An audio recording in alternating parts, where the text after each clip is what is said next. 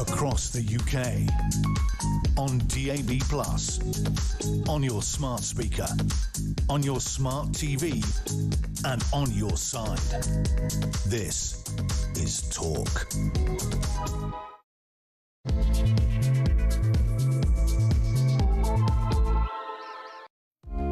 Oh, and a warm welcome to your evening here on Talk. Thanks to Mark for an excellent show of great variety, great conversation. It's both serious and light, and it's my ambition to keep that going here. A very good evening to you. Jonny here. I'm in for Petrie, that sore throat has carried on a little bit, and hopefully she'll be back tomorrow. But for the last couple of nights, it has been an absolute pleasure to talk to you. We had all the drama of the Trump-Zelensky European Conference Crisis Summit in the White House, where everyone decided they'd be all friends and everyone got together, and then Trump thought he'd throw the cat out the bag and get Putin on the line so he could talk to all the Western Europeans. Oh no, don't get him on, oh, don't ruin the atmosphere. But it just goes to show that he didn't have to be there to show his power over Europe, does he? That's what we talked about last night. So what are we going to talk about tonight? I welcome your conversation and talk. 0344 499 1000. One of the key subjects we'll talk about is that Rachel Reeves has ordered the Treasury to examine reforms to the UK system of property taxation in a bid to raise cash and boost the economy. In a bid to raise cash, I think we'd say that in bold, don't we? And because they're looking to ways to improve, and I use inverted commas on improve, and raise money which could include charging levies on housing, because one of the proposals could be introducing a national property tax on the sale of houses worth more than £500,000. Now, if you are of a certain age and your kids have reached 22, 23 years old, and you've lived in a 3 or 4 bedroom house and you want to retire to the sea, and you've owned that home for 20 years, your house will be a multiple of the value you paid for it in 1990 or 1980. You know what I'm saying. Will you be more likely to hold on to that house and not sell it? And your movement nightmares, we're going to talk about that after midday, because the chain of the housing market is essential. You've got to sell your house before you buy a house. And will it clog up the market? Because my contention is you may be less likely to sell your home if there's an outward tax rather than an inward tax. I want to hear your view on this. 0344 499 1000. Book your call now. You can tweet us at talkTV, and of course on my own at Jonny Gould. I'm going to give away tickets as well. More details on that. And then Alex, 3 Irons Lions. Is that right? Yes. We're going to talk about the PFA Player of the Year awards. Mo Salah has won it for a 3rd time. The Young Player of the Year award has gone to Morgan Rogers. Well done to Morgan. Very, very good, and shows that there can be no cap on the ambitions of Aston Villa, even though they are breaching PSR rules. Rangers are getting tonked, aren't they, in the Champions League? We'll have a chat about that as well. And a bit of a cultural attempt at football management when it comes to Morecambe Football Club, because Punjab Warriors have bought the business, and they are Sikhs, and they've employed a Sikh manager. And I was talking to them, and they say they want to have a Sikh value to the way they conduct their business. So that seems quite interesting, doesn't it? Maybe we can talk about that. And then Johnny Hearn, our own producer, will be along as well, talking about 2 movies. A horror movie by the name of Together, and Nobody 2, a comedy meets violence extravaganza, and we'll pay tribute also to the late Terence Stamp. And my presenter's friend, my news reviewer, at 11 o'clock will be Middle Eastern expert and broadcast journalist James Marlowe. That's all from 11. We've got an exciting show. I hope we engage you. I hope you look forward to the show. And you can always join us at any time, 87222 on the old texts, and at TalkTV on the old Twitter, and at Jonny Gould. You know what's going on. So now let's try and unpack this housing business here, because I was trying to talk this through with our producer, Gabriella, earlier on this afternoon, and we wonder that they're testing the, media here. They're testing the marketplace the national conversation about the way that they might abolish stamp duty. Instead of paying an enormous amount of tax on the way in, you're going to pay an enormous amount of tax on the way out. Trust Labour, they might do both.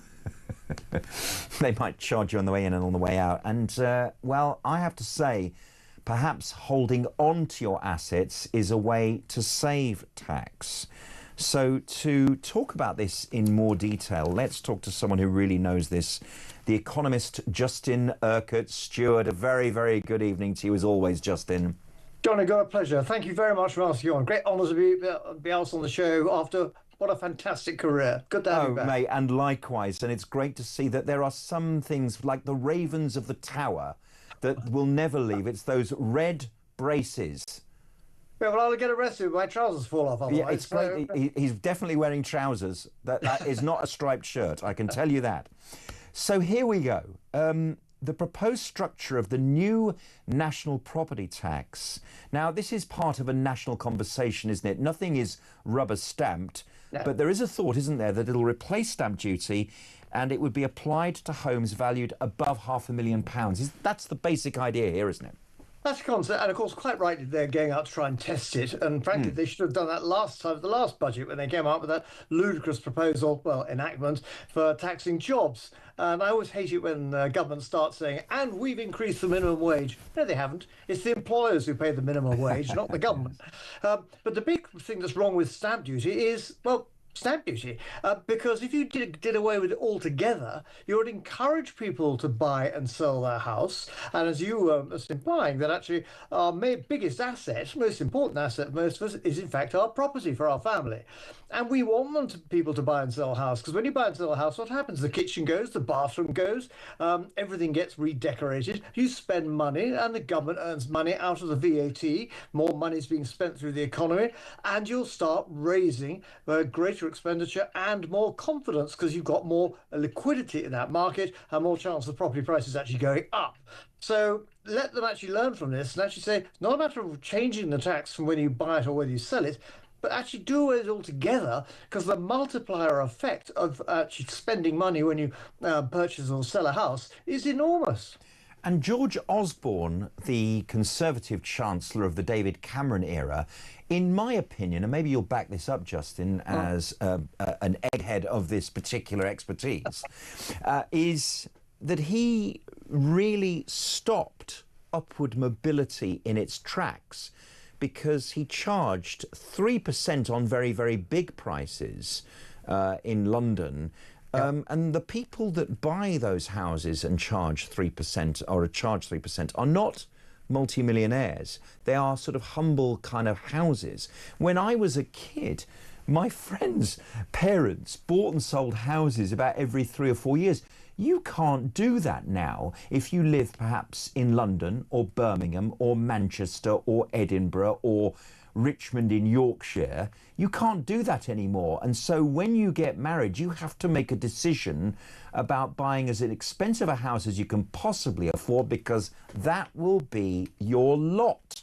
It's too expensive to buy and sell a home these days. And so what's happening, you increasingly find, is that what people will do in answer to the question, how is my child ever going to buy a house? The answer is they don't.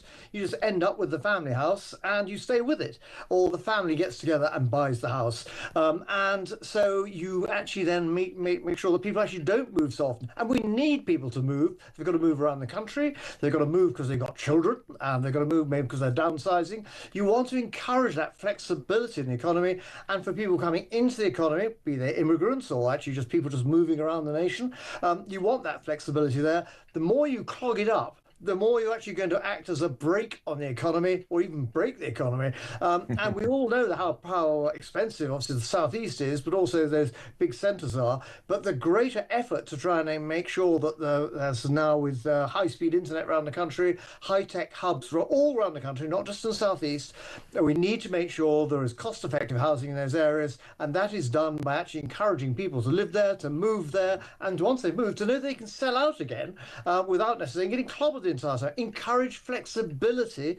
That will earn more money for the government through actually doing that than just clobbering it just because you've made some money out of it. Yes, and let's talk about those market distortions that are potentially part of instituting taxes here. Sellers inflating asking prices to offset that tax, or a surge in demand for properties below the £500,000 threshold. For example, in towns and cities where they are still £500,000. Not many of those around, but they are still around. So the question is, how would shifting stamp duty from buyers to sellers of owner-occupied homes worth over £500,000 impact the housing market, particularly in the high-cost conurbations I've mentioned, the Londons and the Birminghams, Manchesters, etc.? Well, what it means is, of course, it's all about the people who actually probably can afford the tax are actually those who are selling as opposed to those buying. But if you are putting it onto those actually buying it, those selling it, then what you're going to be doing is in a position giving a discouragement, not an encouragement for people to actually move across and up into different bands. Don't actually disqualify people just because they're buying a larger house to pay more tax for it. No, encourage them to move. So you can have A-level tax on it, but don't just merely squash it more because it's more expensive. You want to encourage wealth because we could all get wealthier because of it. Well, you come back to this old-fashioned sort of Labour idea that somehow being wealthy is wrong. No, create wealth. When you create wealth, then you create more movement in the economy. More movement in the economy means there's more tax expenditure going on. The government will earn more. As soon as you actually start putting brakes in the way the way that you have properties is bought and sold, then the government will get less money. They may actually sit there and say, look how much we've earned out of stamp duty now, but look how much you've lost in the overall economy, where people would have been actually buying and selling flats kitchens and furniture and things like that, and of course employing people to do that work. Now that's the time at the moment where we're seeing an awful lot of our high streets drying up at the moment because people are losing that one vital word which is so important when it comes to the property market, and that is confidence. Give people confidence, they go and spend. Why have they got confidence? Because their property's gone up in value and they feel they can actually now have, if things get really bad, I can sell it. Not actually be in a position where, well, I daren't sell it because I'm going to get hit by tax, or I can't sell it because actually the market's dried up. No. Give people the confidence and they will go out and start spending and having that encouragement. Take it away from them and everything starts just going mouldy. Absolutely. It's so interesting, this. I am watching with my own eyes a regional confidence in areas quite beyond the M25. In Sussex, I have noticed that they are still building homes along the coast, and with it road improvements, and with it the Costas and the McDonald's are coming. And I'm noticing actually that despite the doom and gloom out there, there seems to be a little bit of action going on. Justin, can you do us a weather report on the economy when it comes to construction? Yep. Well, have a look at construction. You can start seeing where some of the initiatives are coming, and you can track it back to where new companies are being started up. Right. And where are they starting? Well, we start on average about 4,000 or 5,000 companies a year, which is a pretty good number, more than the French and the Germans do. Right. And we always just sit there and say, well, we're not very good at, we're not very entrepreneurial. Actually, we are very entrepreneurial. And also they go on about the fact and say, well, we don't make anything anymore. Well, actually we do. We're still the world's 9th largest manufacturer, but that's not our key difference. Our key difference is look at those tech hubs, and all those tech hubs, you can count around about 40 of them around the whole country, and they've all got nicknames like Silicon Glen, Silicon Fen, Silicon Gorge. That's Bristol apparently. Silicon Implant. No, that's not right. That's an implant. And now that's somewhere else, isn't it? And then you made a boob there.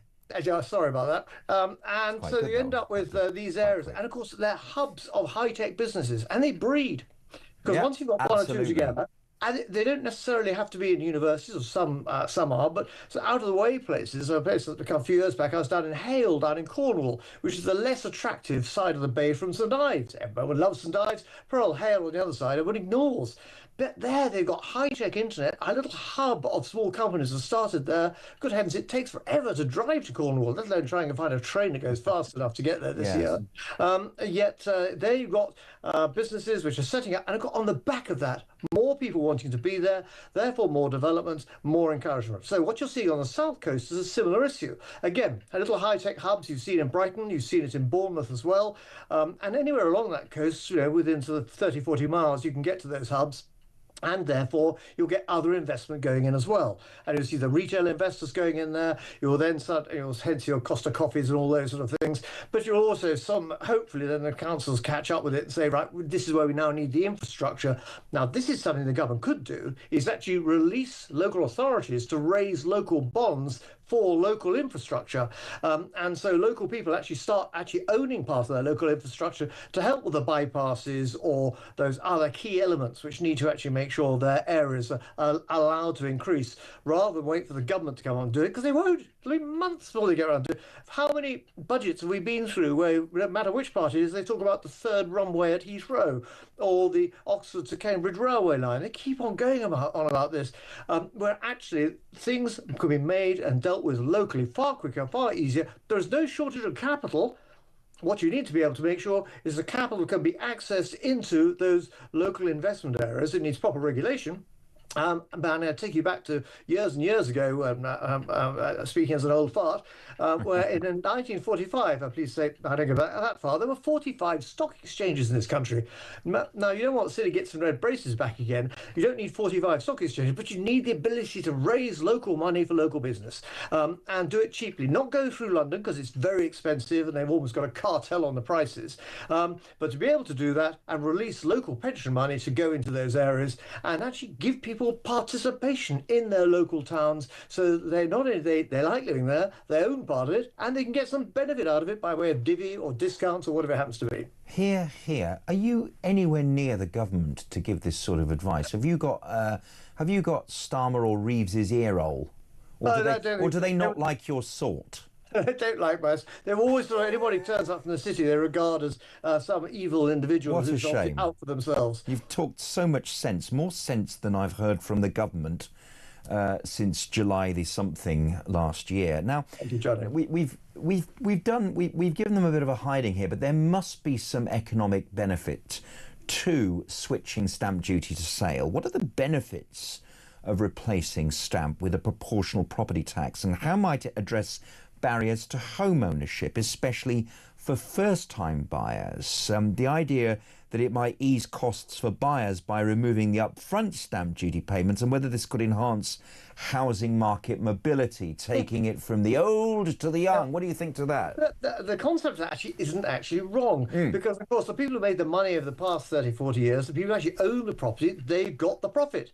The people who are trying to buy are having to do so and pay tax before they make any profit, or if they're going to, because obviously house prices don't keep on rising forever in a straight line.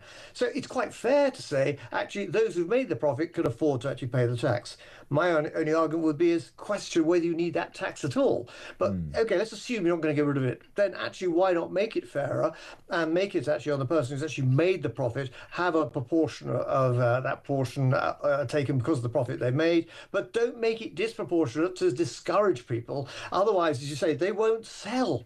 You want people to have that flexibility, that liquidity. We know we've got a housing shortage. We know that they're trying to encourage more houses to be built, but that's not going to happen overnight. It's going to take a decade at least to try and catch up with all that. So encourage the flexibility, encourage the ability to have more smaller units as people find themselves in smaller family units. But equally, of course, the other side of it is you're finding families actually almost gathering together, like as we used to have in Scotland years ago, sort of not a family office, but almost a family clan of money, whereby the family would coordinate how we buy the next generation their property, how we organise the pensions for them, and coordinate it that way. That used to be for the super wealthy. Actually, now with technology, the glorious British middle class can do exactly the same, albeit making sure they've got some proper advice to help. And you can imagine the potential rows about your son or daughter bringing home someone who wasn't particularly suitable for all the family money that was being gathered as well. I'm sure that will produce. Yeah, that would help. Yes, but also all this issue of having to keep them alive for 7 years, it's just going to encourage to buy bigger freezers and find that Granny actually just disappeared for 5 years till you find her in the freezer next to the peas. So look, how do you think the proposed property tax reforms align with Labour's pledge not to raise taxes on working people? And could they be framed as wealth-based taxes to gain political support? I don't think they find it very easy to define what a working people is. I'm not sure they'd think I was a working people, but I'm telling you this now, working at 10:22 at night on a midweek makes me a working people. I am a working people. I'm a working people, but I'm also of pensionable age, and I'll carry on working. But I will be exactly in their target range.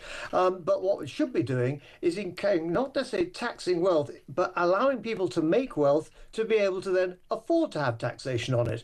This idea that actually almost becomes a sort of jealousy, the opposite to the Americans, whereby they laud people for making money, and then naturally, once they made money, they can tax it and give it away, have all sorts of tax breaks to make sure that that money can be properly distributed. Unfortunately, in this country, if you're seen to be making money, there's almost as a black mark on you. The fact either you're a greedy individual or you're bending the system to your own advantage. And unfortunately, that's a rather British attitude we've got to get away from. Wealth is good. Greed is bad. But creating wealth for the benefit of the country, your family, and be able to help the economy, that's good news. Everything we can do to try and help that has got to be encouraged. Justin Urquhart, Stuart, what a fantastic way to round it off. And I think you've got my vote, whether you want to have it or not.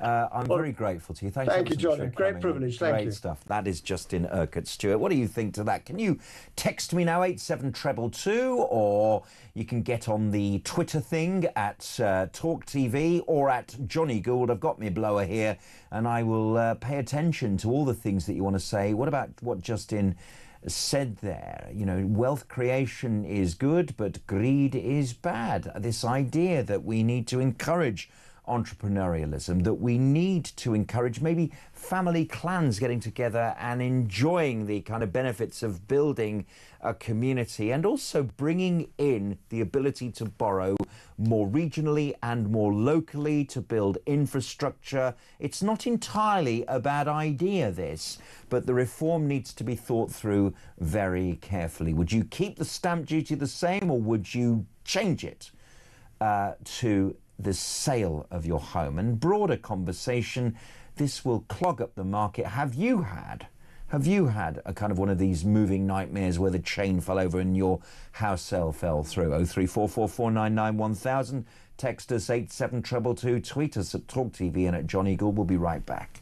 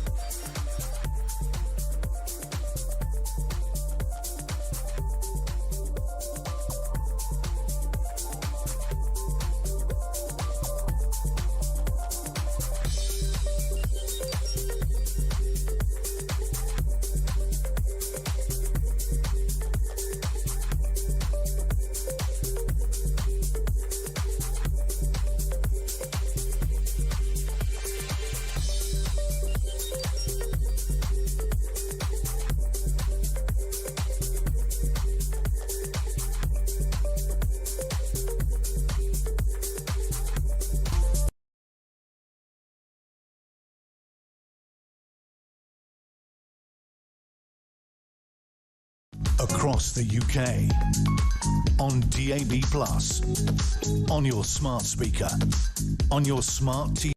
Okay, it's competition time announcement here on Talk, and I'm going to be voiceover man for the next few seconds because we're giving you the chance to win £5,000 spending money plus tickets to watch American football when it returns to Wembley this October. The Los Angeles Rams take on the Jacksonville Jaguars in the autumn. That's the fall if you're American, isn't it? And we're giving you the chance to win 6 seats in a private box with full hospitality and £5,000. Don't spend it all at once. If you want to be in with a chance to win it, here's how to enter. 18 plus, UK excluding Northern Ireland. For a chance to win, text the word Wembley to 83338 and you're in the draw. Text costs £2 plus one standard network rate message. You must have the bill payer's permission or enter for free by calling 0330 880 338. All entries must be received by 25th August at 11 p.m. This is a TalkSport limited promotion run on TalkSport, Talk and Virgin Radio UK stations. See TalkSport.com for terms and conditions.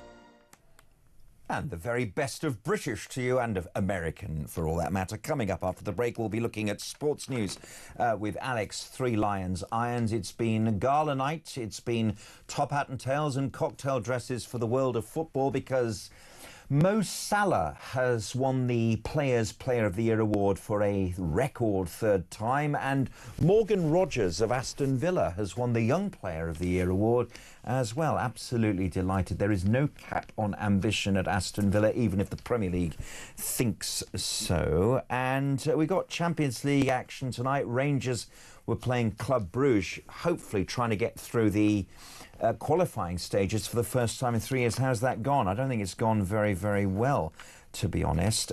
Book your call for after midnight as we talk about your moving nightmares, economic ones. You know, has your chain fallen over?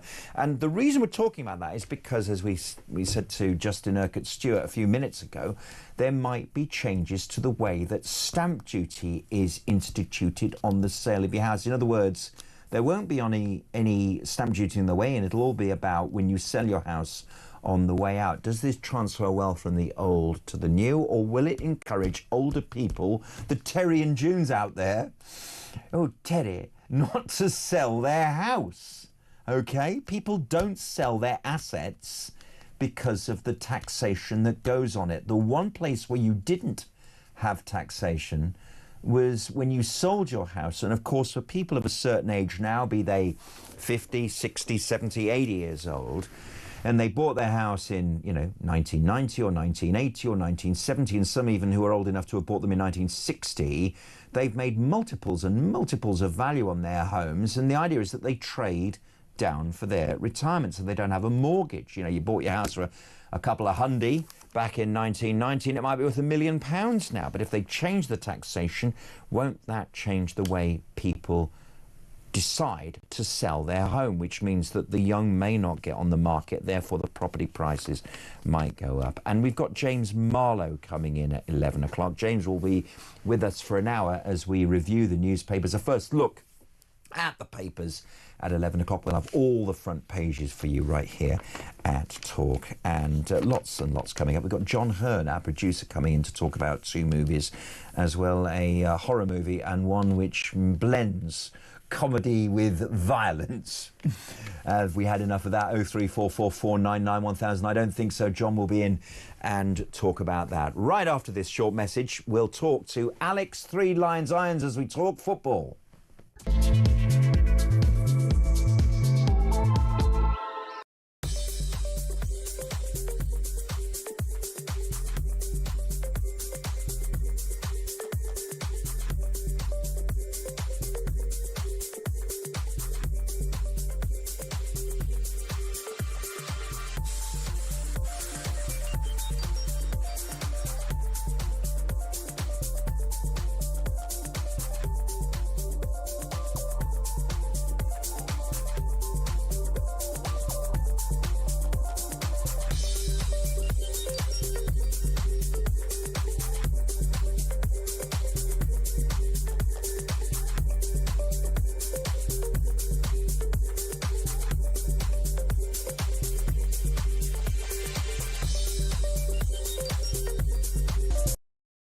Across the UK, on DAB+, on your smart speaker, on your smart TV, and on your side. This is Talk. And a warm welcome to your evening. It is Jonny Gould in the chair here on Talk. Do not adjust your sets. Petrie Hosken is just away. She's got a bit of a sore throat, but she's getting better and better and she'll be back in this chair tomorrow. It's been a lovely couple of days, and it's even better when I get to talk to you, and there's a chance to book your call now, 0344 499 1000, as we talk about your moving nightmares and if it's been held up by the chain falling over, the idea that you have to sell your house before you buy the new one. And you know, if Rachel Reeves, the Chancellor, wants to change the stamp duty from when you buy the home to having a little taxation on the way out when you sell your home, will it not discourage people from selling their assets, passing it on to their wife who may live longer than them, or indeed to their children across that 7-year rule where you can sort of pass on properties tax-free if you live 7 years or more? All these things, you know, when the law of unintended consequences are a huge part of taxation. Justin Urquhart Stewart made it very, very clear that really we should try and lower taxation because it encourages people to move more often. Mobility is such a key part of economic benefits, and let's face it, the stamp duty is so expensive now that it stops people from moving around. The only way to move around is to keep your home, rent it out, become an accidental landlord, and then rent yourself. That is the reality of the huge stamp duty that you have to pay when you buy your house. 0344 499 1000. Let's talk to Alex Three Lions Irons tonight because it's a big night in the Champions League and the cocktail dresses and top hat and tails were on for the PFA Player of the Year award. Alex, how you doing? I'm good, thank you. I thought you were going to talk to me about moving house then for a second. Not I know at this nothing moment. about mortgages and the stamp duty, I'm afraid. Yeah, but well, you know, you keep that young innocence, Alex. It suits you. despite the grey hairs. It suits you indeed. Now, listen, Rangers are trying to get out the Champions League qualifiers for the first time in 3 seasons, but it's really all gone Pete Tong tonight, hasn't it? No, it's not gone well for Russell Martin's men. They lost 3-1 at home to Club Brugge of Belgium. They endured essentially what was 20 minutes of hell, going 3-0 down within those first 20 minutes. And they did look like they were going to claw their way back into the game, into the second half. They did get a goal back 5 minutes into the second half, and then they had a goal disallowed halfway through the half due to a foul in the build-up play. I wonder how important that's going to be in regards to the second leg, which we played next week in the Belgian capital, and whether or not they will need that extra goal to push them over the line. They need 2 more goals to take the game level. There's no away goals in the Champions League now, so to take it to extra time, Rangers need to go at least 2-0 up in the next round or in the next leg in the qualifier, and then from there they've got to hope to get 1 more. But they've not really looked like scoring that often, Rangers. They've drawn their first 2 league games in the Scottish Premiership, drawing to Motherwell and to Dundee, and they've only won 3 of their last 8 games in all competitions. The last of those was a 4-2 win over Scottish League 1 side Alloa in the League Cup. So if you're a Rangers fan, you might be praying that it all turns around next week in Belgium, but it doesn't look likely. It doesn't look good, and you know, it's a long, hard road for Rangers just because they're guilty of finishing second in the SPL. They have to go through a whole host of qualifying games, but they've beaten some pretty decent teams. Panathinaikos and Victoria Pilsen. I expected better tonight. Did they have just a bad night at the office, or were they outclassed? It's a bit of both. Outclassed by a very strong Club Brugge side, who are running very well in Belgium at the moment. They've been in the top, you know, they're one of the top clubs in Belgium, and they've been there or thereabouts over the past couple of years. Rangers, it's a bad night against a good team, a good, well-drilled team. These are 2 sides that played each other in pre-season, drawing 2-2 at Ibrox. So they faced each other once already in this pre-season, but it's not all doom and gloom if Rangers don't win. European football is guaranteed. Even if they lose, they'll fall down into the Europa Conference League, which isn't as, of course, not as a high standard as the Champions League, and there's less money in it, but there will be European football involved for either side if they don't win next week.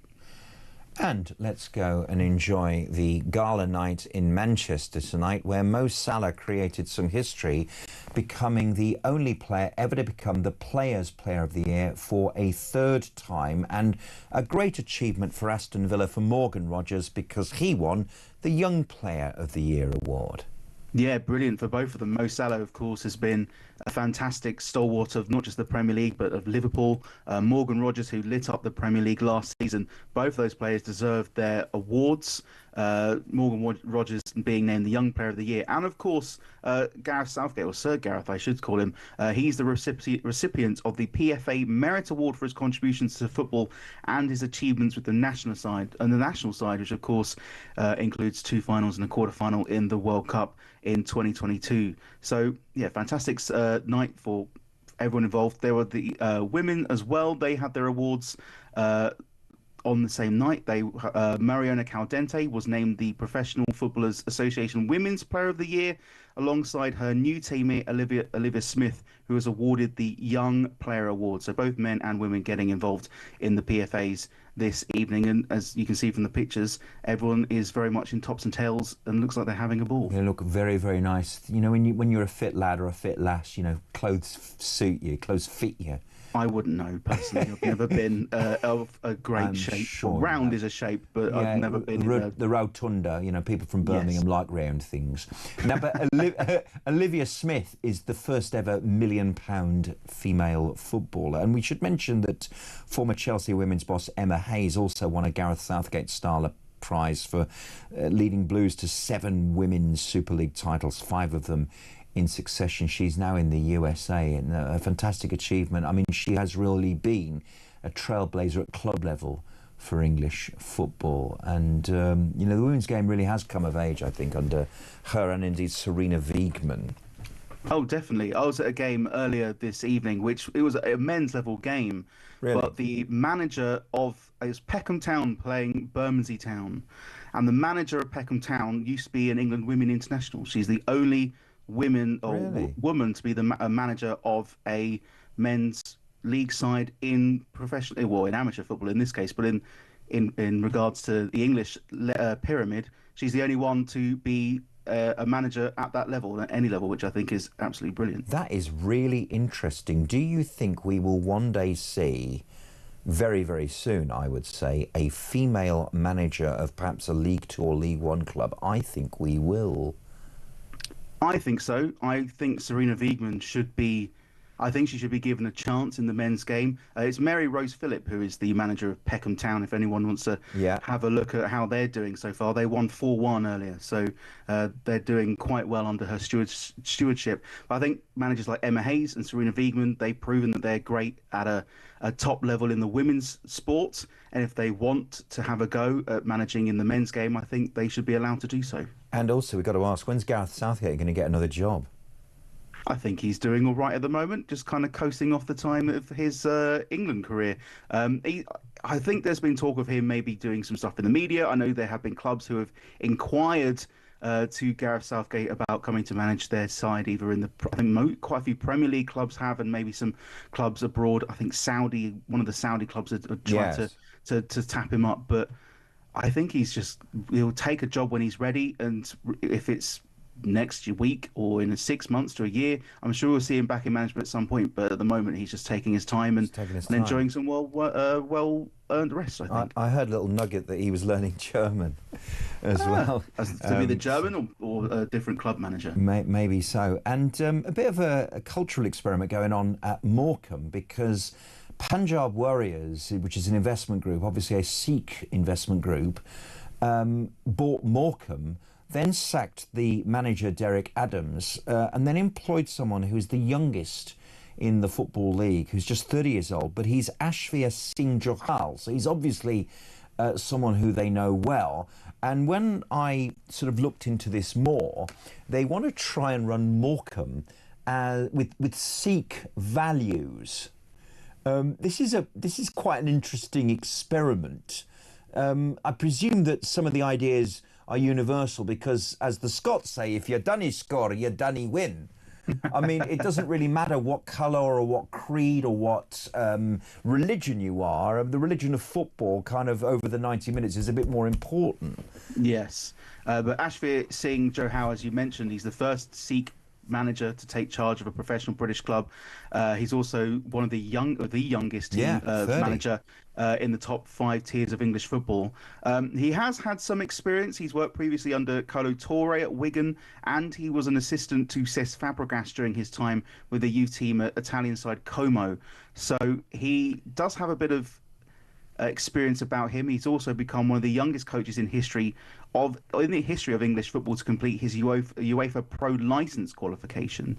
So he seems like he's got a head about him. In regards to running the club with Sikh values, I'm not really sure what that would entail. I'm pretty sure it wouldn't be that different to how a club is run normally. But in his words, he said that he wants to know what world class. He knows what world class standards look like, how to lead with clarity, and how to develop a team with a real identity. So that's what he's going to be bringing into Morecambe, and it's quite an exciting time for the Shrimpers, who of course have been suspended from the National League up until this weekend, with them failed to comply with league rules. They've got their 3 games behind the rest of the league already because of their former owners. They are scheduled to play Altrincham on Saturday, which would be their first competitive match since being relegated from League 2 in May. So it looks like Morecambe are about to start their current run in non-league with a new ownership, a new manager, and a new outlook on how to play football for this season. It's quite an exciting time to be a Morecambe fan, just for the fact that they've got their football club back. They have it back, and there was such a crisis going on there. Now, there are a couple of players who've thrown their toys out the pram, and they're both connected to and from Newcastle. Alexander Isak, who was shortlisted for PFA Player of the Year. I'm sure he lost a few votes with his conduct over the last few weeks. He's been determined that he doesn't want to play for Newcastle again. And the same for Johan Wissa at Brentford, who's deleted all his social media connected with Brentford because he wants a move to Newcastle. And then you have the good boys of Crystal Palace, who haven't said a word, and they are in the middle of a tug of war with Tottenham and Liverpool. I'm talking about Eberechi Eze, who might be going to Spurs, and Mark Gay, who might be going to Liverpool. I mean, these are guys who are now established England internationals. They are cup winners, they're Community Shield winners, and it looks like the Palace will get the thick end of £100 million if they manage to offload them. But what a shame, because Palace are a good team now. They are a very good team. They, of course, start their European campaign on Thursday in the Conference League at home to Fredrikstad. But Talksport understands that Spurs have stepped up their approach for Eberechi Eze and are going to try and get him for around about £60 million. Eberechi Eze had already agreed terms with Spurs, but wants to leave in the right manner. And in regards to Mark Gahey, he has had talks with Liverpool. Those have stalled. They stalled over the summer, and there is talk of him just playing out his contract, and he'll go next summer to Liverpool. That's what the rumour mill is currently saying. For free. Of course, for a free. I think Palace would rather get money for him. But I think if he was to go on a free, he'll play his last year out of Palace, enjoy that European football with them. I think that's an honourable way to do it. We saw Trent Alexander-Arnold do that at Liverpool, and of course Liverpool fans weren't particularly happy with the way that he felt, or he wanted to get out the door. Liverpool fans wanted a fee for him, and he played out his contract, and if anything got seen as a bit of a pariah, which I thought was a bit unfair. A bit harsh, because actually in the end they paid for the 30 days left on his contract, which ended up at 10 million. Yeah, exactly. And then, of course, on the other end of the spectrum, like you said, with Johan Wissa and Alexander Isak. Isak has said that promises have been broken by Newcastle United and the relationship can't continue as he looks to force through an exit this summer. It's been 19 days since Newcastle rejected Liverpool's £110 million bid for the Sweden international, who remains at a standoff with the club over his future. On Tuesday, or today even, Isak posted a statement on Instagram to explain why he was not in attendance at the PFA Awards. He was named in the Premier League Team of the Season.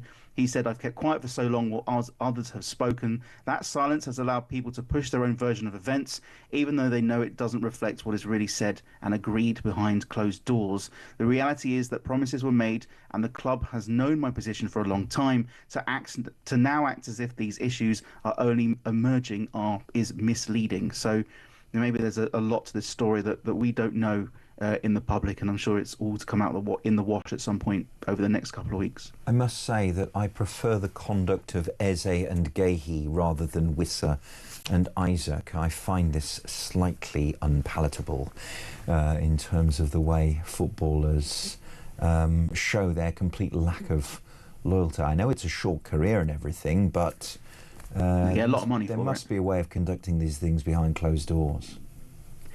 Yeah, and I think with a lot of players, well, of course, it is all conducted behind closed doors, and it's all done with a handshake, and players tend to be happy with the moves when they do happen. But of course, this does happen. Players get uncomfortable. They try and push for a move.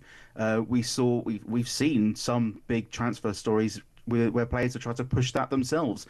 Of course, it was Peter Odemwingie who tried to push a move to Crystal Palace, 12, 13 years ago now, I think it was, by driving down from Birmingham to West London, turning up in the car park, expecting to sign a deal, and nothing happened, and was sat there in the car park with the Sky Sports cameras all over him as he was trying to push a move through to join the club, which never happened. No, it didn't. And he ended up playing at West Ham for a few years more before moving on again.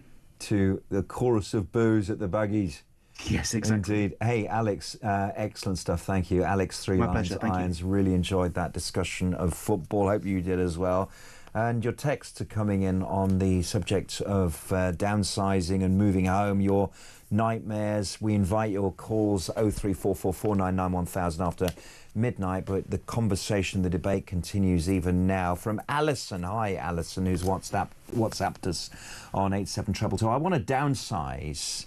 Okay, I want to move from my, family home down to a smaller flat perhaps, but the capital gains in this newly proposed tax on selling means I can't move. I wanted to release equity and live without worry, but not now. So I'm in a big house and I use 3 rooms only. I'm not selling to give my money to the worst government in this country that's ever been. Alison, I've got good news for you. They're only sort of thinking about these things, and then you will have an opportunity to sell your home before they decide to bring in this legislation, because like you hint at, you won't make the decision to sell something that perhaps would be of an easier discussion that you've had the home for maybe 2-3 decades. This is exactly the discussion that we've had. But Alison, I can assure you, if you do want to trade down, if you do want to buy that home, if you want to sell your home tax-free and collect all the equity, you can do and live happily ever after. This is just putting it out there at the moment. It is not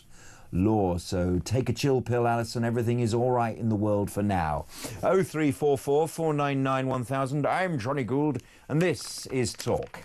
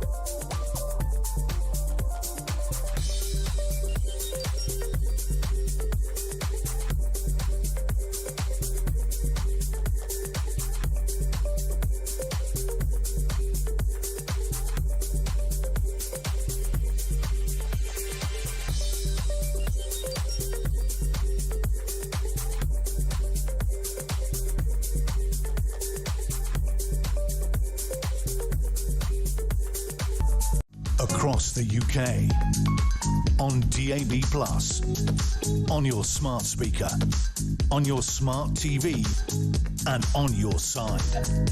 This is Talk.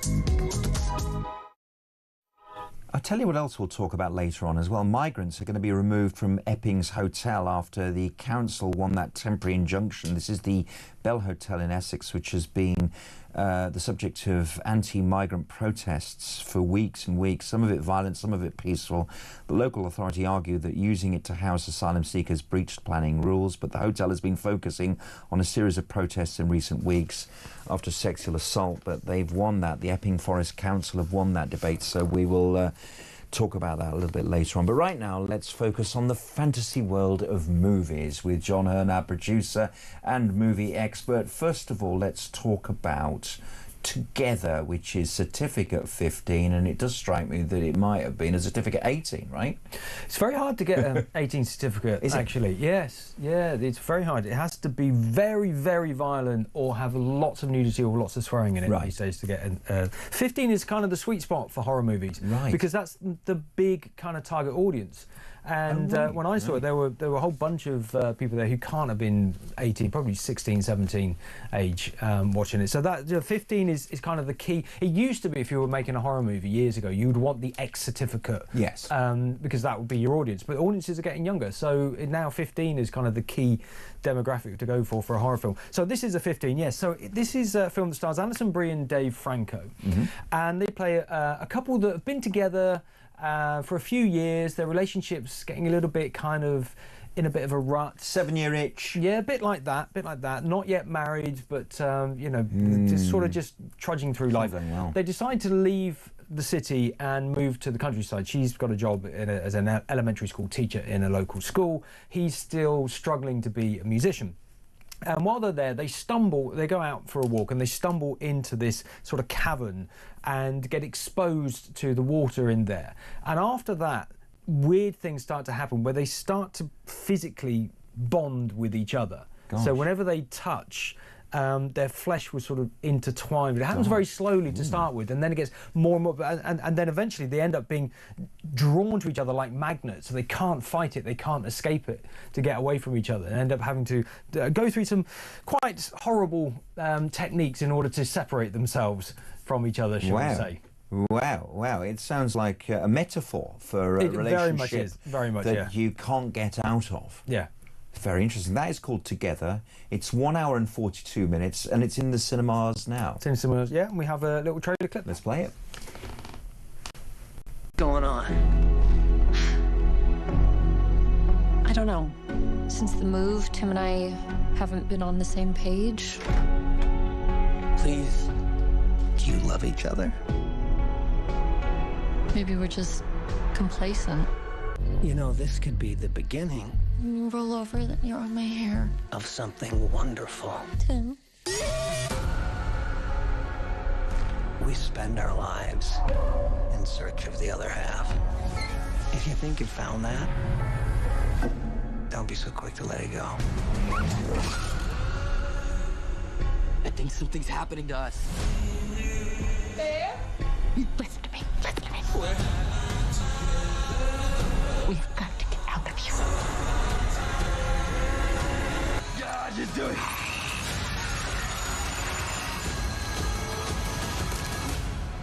I think you should sleep in the spare room tonight. I agree. We need to keep our distance. Lovely use of music there as well. Yeah. So that's Together. And let's talk about Nobody 2 now. So Nobody 2, no surprise, is the sequel to Nobody, which came out in 2021. So the original film Nobody was about a former an assassin who'd sort of retired, and then people broke into his house, and he then sort of brings back his old skills and goes after them, gets involved in a whole big sort of Russian mafia thing. So this is now set a few years later, and he's now indebted to someone to repay an enormous debt of $30 million because of what he did beforehand. Anyway, he having gone on another one of his sort of assassin attacks to pay off this debt, he decides that he and his family need a holiday. So they go to the one place that his father took him on holiday when he was a kid. This sort of in the middle of nowhere, backwater kind of place, sort of amusement park place, and he stumbles into a place that's not actually quite as innocent as he thought, which is actually being used as a sort of a illegal trading route, shall we say, a stop-off, and it's run by this woman, played brilliantly by Sharon Stone, as this very ruthless, vicious gang leader, and he ends up being completely embroiled in this and having to fight the entire system in order to protect his family that he's inadvertently put into this danger. Wow. Okay. This is great stuff. And Sharon Stone is an absolute superstar as well. Yeah. Do we find that superstars of the 90s may be struggling for work now in older age and find themselves in film like this, or absolutely? Yeah. So this happens quite a lot. Absolutely. Demi Moore is another example. Right. You know, she disappeared for many years and then came back with a brilliant film earlier this year, which is, you know, just completely out of nowhere. So yeah, it does happen. As actresses get older, the parts are not there until they get to sort of 70 or 80, and then they start to come back again. There's sort of a lull at the sort of 50 it's funny, to 70, isn't it? And then sometimes they become absolute superstars again. I'm thinking of, you know, John Travolta, who had that electric 1976 with two of the hugest films of all time next to each other, Saturday Night Fever and Grease, and then as an older man in Reservoir Dogs, which is right up there. Pulp Fiction. Tarantino resurrected his career. Yeah, amazing stuff. And obviously he looked very, very different in older age. Should we watch this as well? Yeah. I think I stumbled into something. You're vacationing in an old bootlegging route, full of drugs, crooked cops, and one woman who controls it all. You didn't take your family there, did you? Yeah. You'll want to de-escalate the situation. De-escalate. No escalating. Guys, I'm not gonna fight you. I'm here on vacation.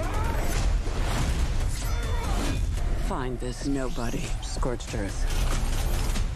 I just want a break.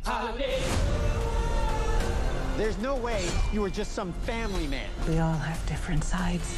But most of all, you're a dad. I told you. On vacation! Wow, certificate 15. Great stuff. Okay, so there's that as well. And we're going to say that he had a great striking presence. He had a great versatility with his roles. He rose to fame as early as 1962 in Billy Budd. We are talking about the great Terence Stamp, who died a few days ago. A legendary actor. Used to share a room, well, not share a room, share an apartment with Michael Caine before they were both famous. He's actually responsible for Michael Caine becoming successful because he turned down the role of Alfie and said, "Oh, you might want to cast my mate Mike." And Michael Caine played the part, was Oscar nominated, went on to become a huge star. Terence Stamp also only one Oscar nomination. That was for Billy Budd, which is one of his first ever films. But brilliant actor, made loads and loads of movies. Far from the Madding Crowd, Poor Cow, which is a brilliant Ken Loach movie.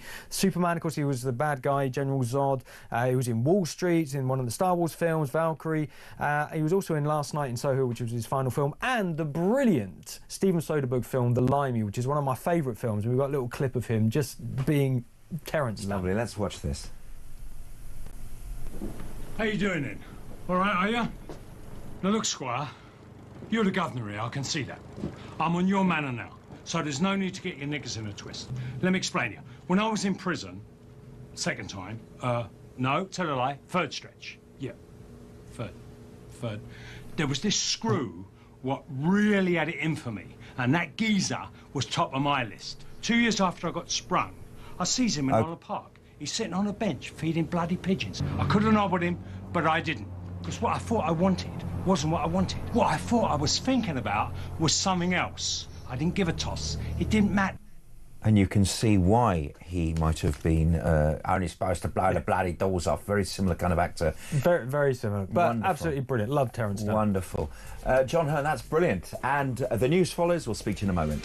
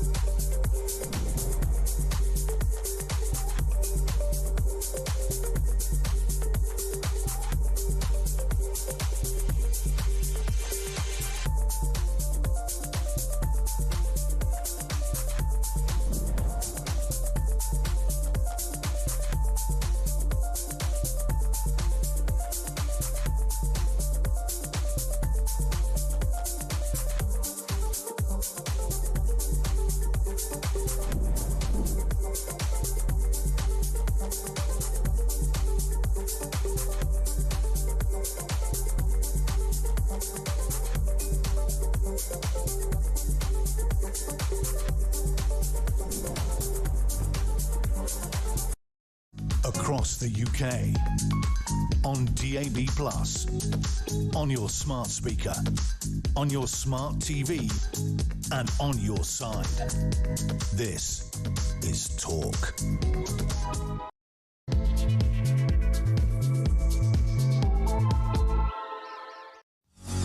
And welcome to the Newspaper Review Hour here on Talk. My name is Jonny Gould. We're going to look through the headlines of the morning papers now, and I'm in the company of a world news expert, particularly focusing on the Middle East, but has a real ear and understanding of what's going on in Eastern Europe as well. A warm welcome to James Marlowe.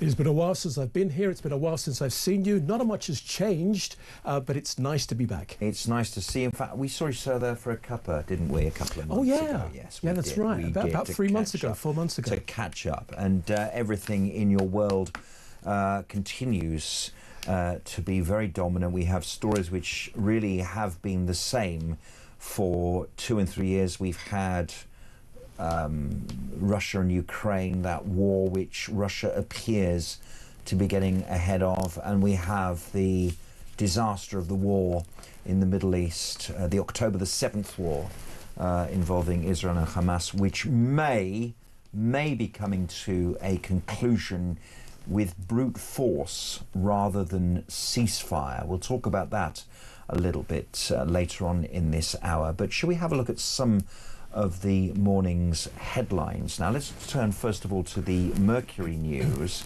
and that leads with Trump and Zelensky laud meeting's positive tone. Lots of pictures here of the world leaders here, Trump and Zelensky shaking hands warmly. They really wanted to show that they wouldn't have a repeat of what happened in February. You're dicing with World War III and we're going to throw you out. The best headline was The Sun's, which was suited, not booted, which I thought was really clever. The Sun always come up with great headlines. So that's the Mercury News.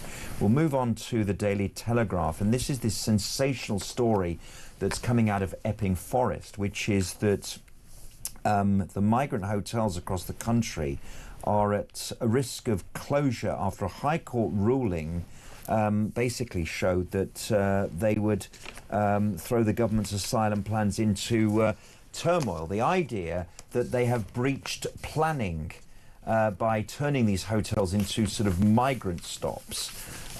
So that is the front of the Telegraph. In the FT, Trump hits at US air roll in push to seal Ukraine peace. Now, this is an interesting story. A drive for Putin-Zelensky meeting.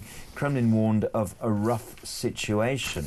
And again, this idea that ceasefires is not really the way to be going on about settling wars. Sometimes these wars now have to be settled through a meaningful peace deal. I always remember Trump, James, saying in one of his very casual, long conversations there is in the Oval Office, where he talks very colloquially about all sorts of things, when they were discussing the mineral deal with the Ukraine, where Trump was going to take out all the lithium and all the other minerals that are so important to the Western world and in the Eastern world. And to Russia as well. To Russia and to China, to India. It's a real battle for the rest of the 21st century.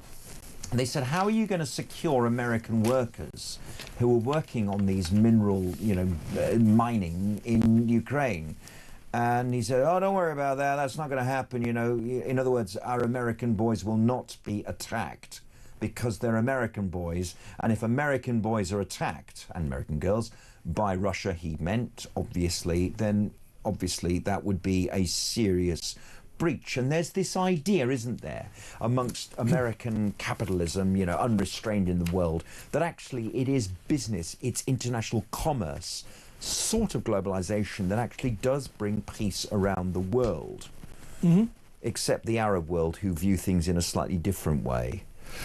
I'm not sure I'd agree with that last point. Tell me. Because the Abraham Accords, which you often talk about, that is what brought Israel and the Gulf Arab states together on the basis of business. Well, that's true, except that it caused the war for the October the 7th, because Jason Greenblatt and Jared Kushner, David Friedman, the guys who led Trump 45 to the Abraham Accords, then said, you know, we're not going to have a veto on the Palestinians. You know, they're not going to stop our progress. And what happens? October the 7th happened to put themselves back on the agenda. That's when I say the Arab world, that was a rather big generalisation. Of course, it was commerce. The Abraham Accords looked at Israel and its value, but then, of course, it created this terrible war that happened from October the 7th.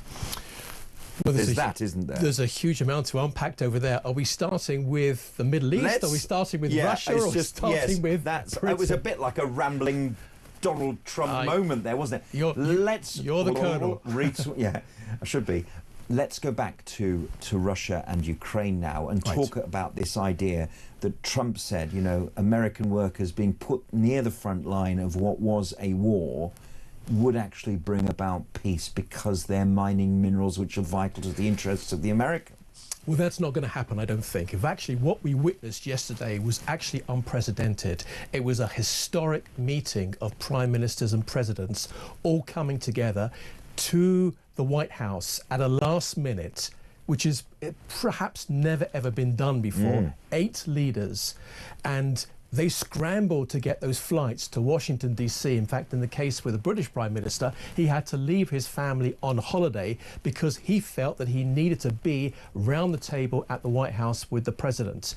And again, what we witnessed was really something which was quite extraordinary. So many leaders, so many prime ministers, so many presidents, all sitting around the table trying to agree on the issue of wanting peace. And I can understand it from Donald Trump's point of view, and that is that he wants to stop the killing. It makes perfect sense. And well done to him for actually standing up and stepping forward for saying this. And he wants to stop it at almost any cost. He continuously raises the issue of more than 1 million Russian soldiers killed on the battlefield over the last 3.5 years. Actually, if you take it all the way back to 2014 with Crimea, which has definitely gone to the Russians, that's not coming back to the Ukrainians anytime soon. And then from 2015 onwards, that was when the war started in the Donbas region. We didn't really hear about that. We only heard about the main war when Russia invaded 3.5 years ago to take out the whole of Ukraine. But there was fighting taking place between the Russians and the Ukrainians since 2015 in the Donbas region. And that is very controversial right now because what is the deal on the table? Well, nobody really knows, but it probably is something to do with Russia taking the land that he already holds, and then Donald Trump looking into the camera, as I'm looking at you right now, and saying very clearly to the camera, I will guarantee security for the Ukrainians and for the Europeans if we get this deal done, whatever that deal is. Now, there is a huge amount which Trump is benefiting from, not just the fact that he is the man behind the peace deal, but also the fact that it's the Europeans now who are actually buying the arms from the Americans to give directly to the Ukrainians because the Ukrainians can't afford it. That's one thing. The other thing which is being discussed is, and I think the Financial Times spoke about this yesterday, is that the amount of money that Ukraine is expected to spend in America, in fact, Ukraine is promising to buy $100 billion worth of arms from the Americans. That, of course, will be financed by Europe. So this is a win situation, certainly for the Americans, because just like in other countries, he wants the business coming in. But at the same time, if he can get the fighting stopped, that's fantastic. The problem that the Europeans have, and maybe Trump actually put the fear in all of the main European countries by simply saying, look, if you don't do what I say, then there's going to be trouble. And that's why they suddenly got onto a plane and wanted to be around the table. Wow. And now they're saying that maybe we are, well, actually, they're not maybe, we are going to step up. We are going to raise our defense spending. We are going to start buying arms. And they're doing that from a number of countries, including, by the way, Israel. Israel has never done better business with the Europeans than ever before than what it's doing right now. And that could be as a result of Donald Trump. So many of us, including myself, had no idea that many European countries were not stepping up to the plate and actually paying their part to be part of NATO. And Trump, I think, rightly said, if you're on the other side of the pond, he said, look, this has nothing to do with us. If the Russians attack, they're going to leave us alone. There's a big ocean. You've got to pay your way. We will pay as well, but we're going to pay our share and you have to step. And they've done that. They've done it. So, and I think that's quite impressive. He's done a great job, as he often says in his casual way. Now, we all know, and you mentioned it just then, that Ukraine will spend 100 mil on American military hardware, but when you buy 100 bill, beg your pardon, 100 mil's not very much. Jack Grealish got 100 mil, it's not very much, is it? Yeah. Wow. 100 bill, I should say. But it always comes with strings attached, because congressmen then start fighting with each other about the military factories within their constituencies, and then America says, no, you can't have that weapon, you've got to have this weapon. It's always about that, and that was always the challenge with Israel, that they had to develop some of their own weaponry because they wouldn't be sold certain things by the Americans. They would veto some of their technology. So, for example, the bunker buster that took out the Iranian nuclear facility, they needed America to drop that. Israel did not have that technology. So that is an issue for Ukraine, but it's also an issue for the countries that border Ukraine, and as Trump says, who are nearer the action than he is, Britain and France and Germany. In addition to that, one of the big problems that Zelensky has is that according to the constitution, the Ukrainians became independent in 1991. That's when they declared their independence, recognized by the United Nations. So whatever you say about Ukraine, it was an independent nation, and now it looks like they're going to lose some of that land. But the constitution says that no one has the right to give up an inch of that land. So the Ukrainian people are actually saying Zelensky doesn't have a mandate to do this deal, at least some of them. But then others are actually saying, well, we want to stop this fighting. Now, the Europeans are saying, well, we need some guarantees, as I mentioned beforehand. Trump is apparently giving those guarantees. But they're also not just worried about Ukrainians, they're worried for themselves. Because if Russia, Putin looks like he's got many years still to go, Donald Trump hasn't, because he's in his second and final term. It could be that Donald Trump leaves office in 3.5 years' time, and Putin is still in power. So what changes at that point? So the Europeans have a lot to be very, very concerned about. And I think this is going to draw out for some time as to exactly what the deal is on the table. Just one more thing on this. And I'm not sure, I don't think that we're actually going to see a proper sit-down meeting between Putin and Zelensky. Right, that's interesting, because they were talking about the trilateral, and even Zelensky teased us and said in the trilateral meeting that's being proposed, I will talk about territory. But you're saying that's not going to happen at all? I can't see Putin actually being left in the room all by himself with Zelensky, because the deal apparently was that Trump was going to introduce them together, shake hands, walk out of the room, and then leave them in the room, and then come back 10 or 15 minutes later, you know, when he heard it's all quiet inside, whatever that might mean. Here, so, have my tea. Well, yes. I don't think it's going to happen, is it? It could be. I can't really see Putin sitting down, but there's still, it changes every single moment. But what has come to light is that the Europeans have suddenly woken up. They are aware that we're living in a very volatile situation today. They are aware that they need to beef up their defences, and they've got to do something about increasing the strengths in this country, the army and whatever else, their security apparatus, and to make these deals with their allies, France, Germany, Poland and several other countries.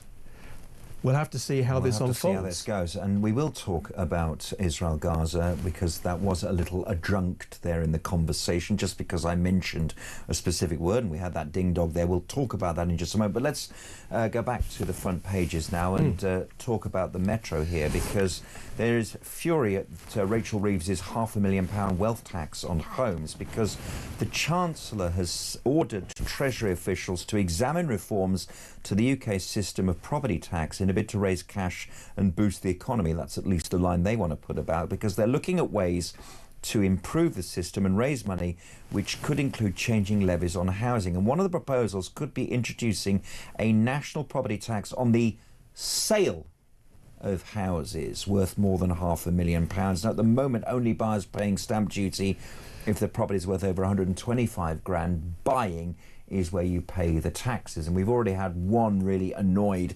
texter Alison saying, I want to downsize, but the capital gains means I can't. And I said, Alison, don't worry, it hasn't happened. They're just kind of putting it out there. And when I spoke to Gabriella, our producer, earlier on, when we were trying to do this, she said this is the ideal time to put it out in August. By the time everyone's kind of got used to it and is less angry about it, she'll bring it out in the budget, and that'll be the end of that. But Justin Urquhart-Stewart, who was on in the first hour, said it's a terrible idea. James, it's a terrible idea, isn't it? Well, firstly, I think Gabriella was right. To bring it out in August. A lot of politicians do that nowadays. They actually just test the water. The national conversation. Or even leaking it. Somebody leaks it to the media, it gets printed, and you just want to see how the talk radio phone-in shows handle the situation, and the politicians are listening in very carefully. The problem with this is, of course, is that people won't sell. People won't sell. Right. And what have we got? We've got a big property shortage, right?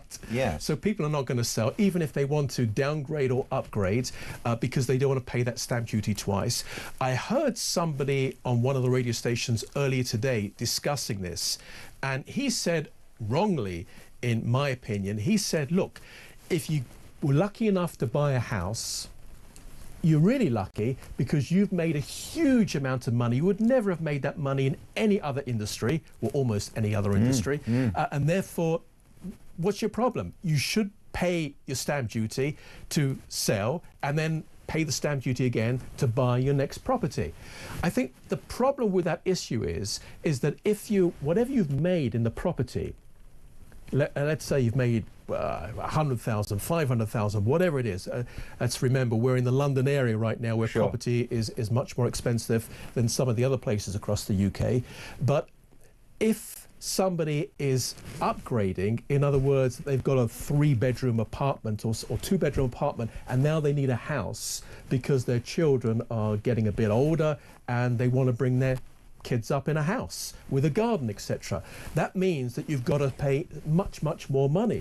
So if you've made £500,000 in the last 15 years within your flat, you need that money in order to buy the house to continue moving up on the property ladder. The only way it's going to be to the advantage of this particular radio presenter was saying, well, you've got the money, spend it. But that's not fair, because I need that money. Otherwise, I won't be able to afford the house. It's a restraint on upward mobility. And we can't have that. We need people to be mobile.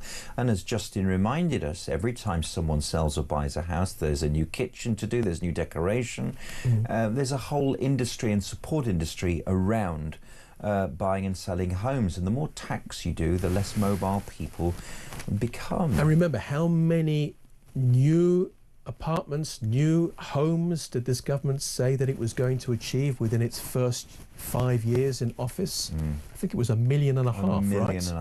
1.5 million. Well, they're nowhere near that. They're nowhere because near that. They didn't take into account property and those councils that don't wish to sell off, and the house owners around these country areas. They're actually putting in petitions to say, no, you can't build on this land.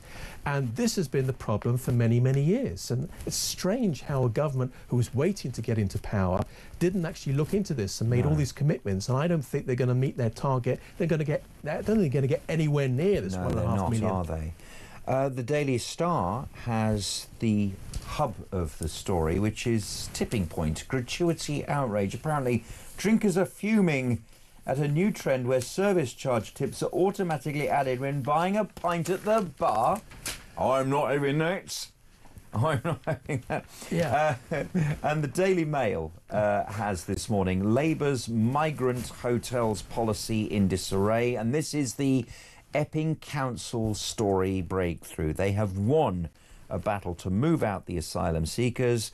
Labour's policy was left in chaos after a judge ordered a controversial migrant hotel to be shut. The High Court ruling gives the Bell Hotel in Epping in Essex just 24 days to close after it became the focus of violent and peaceful protests, but they're going on and on and on. People don't like it.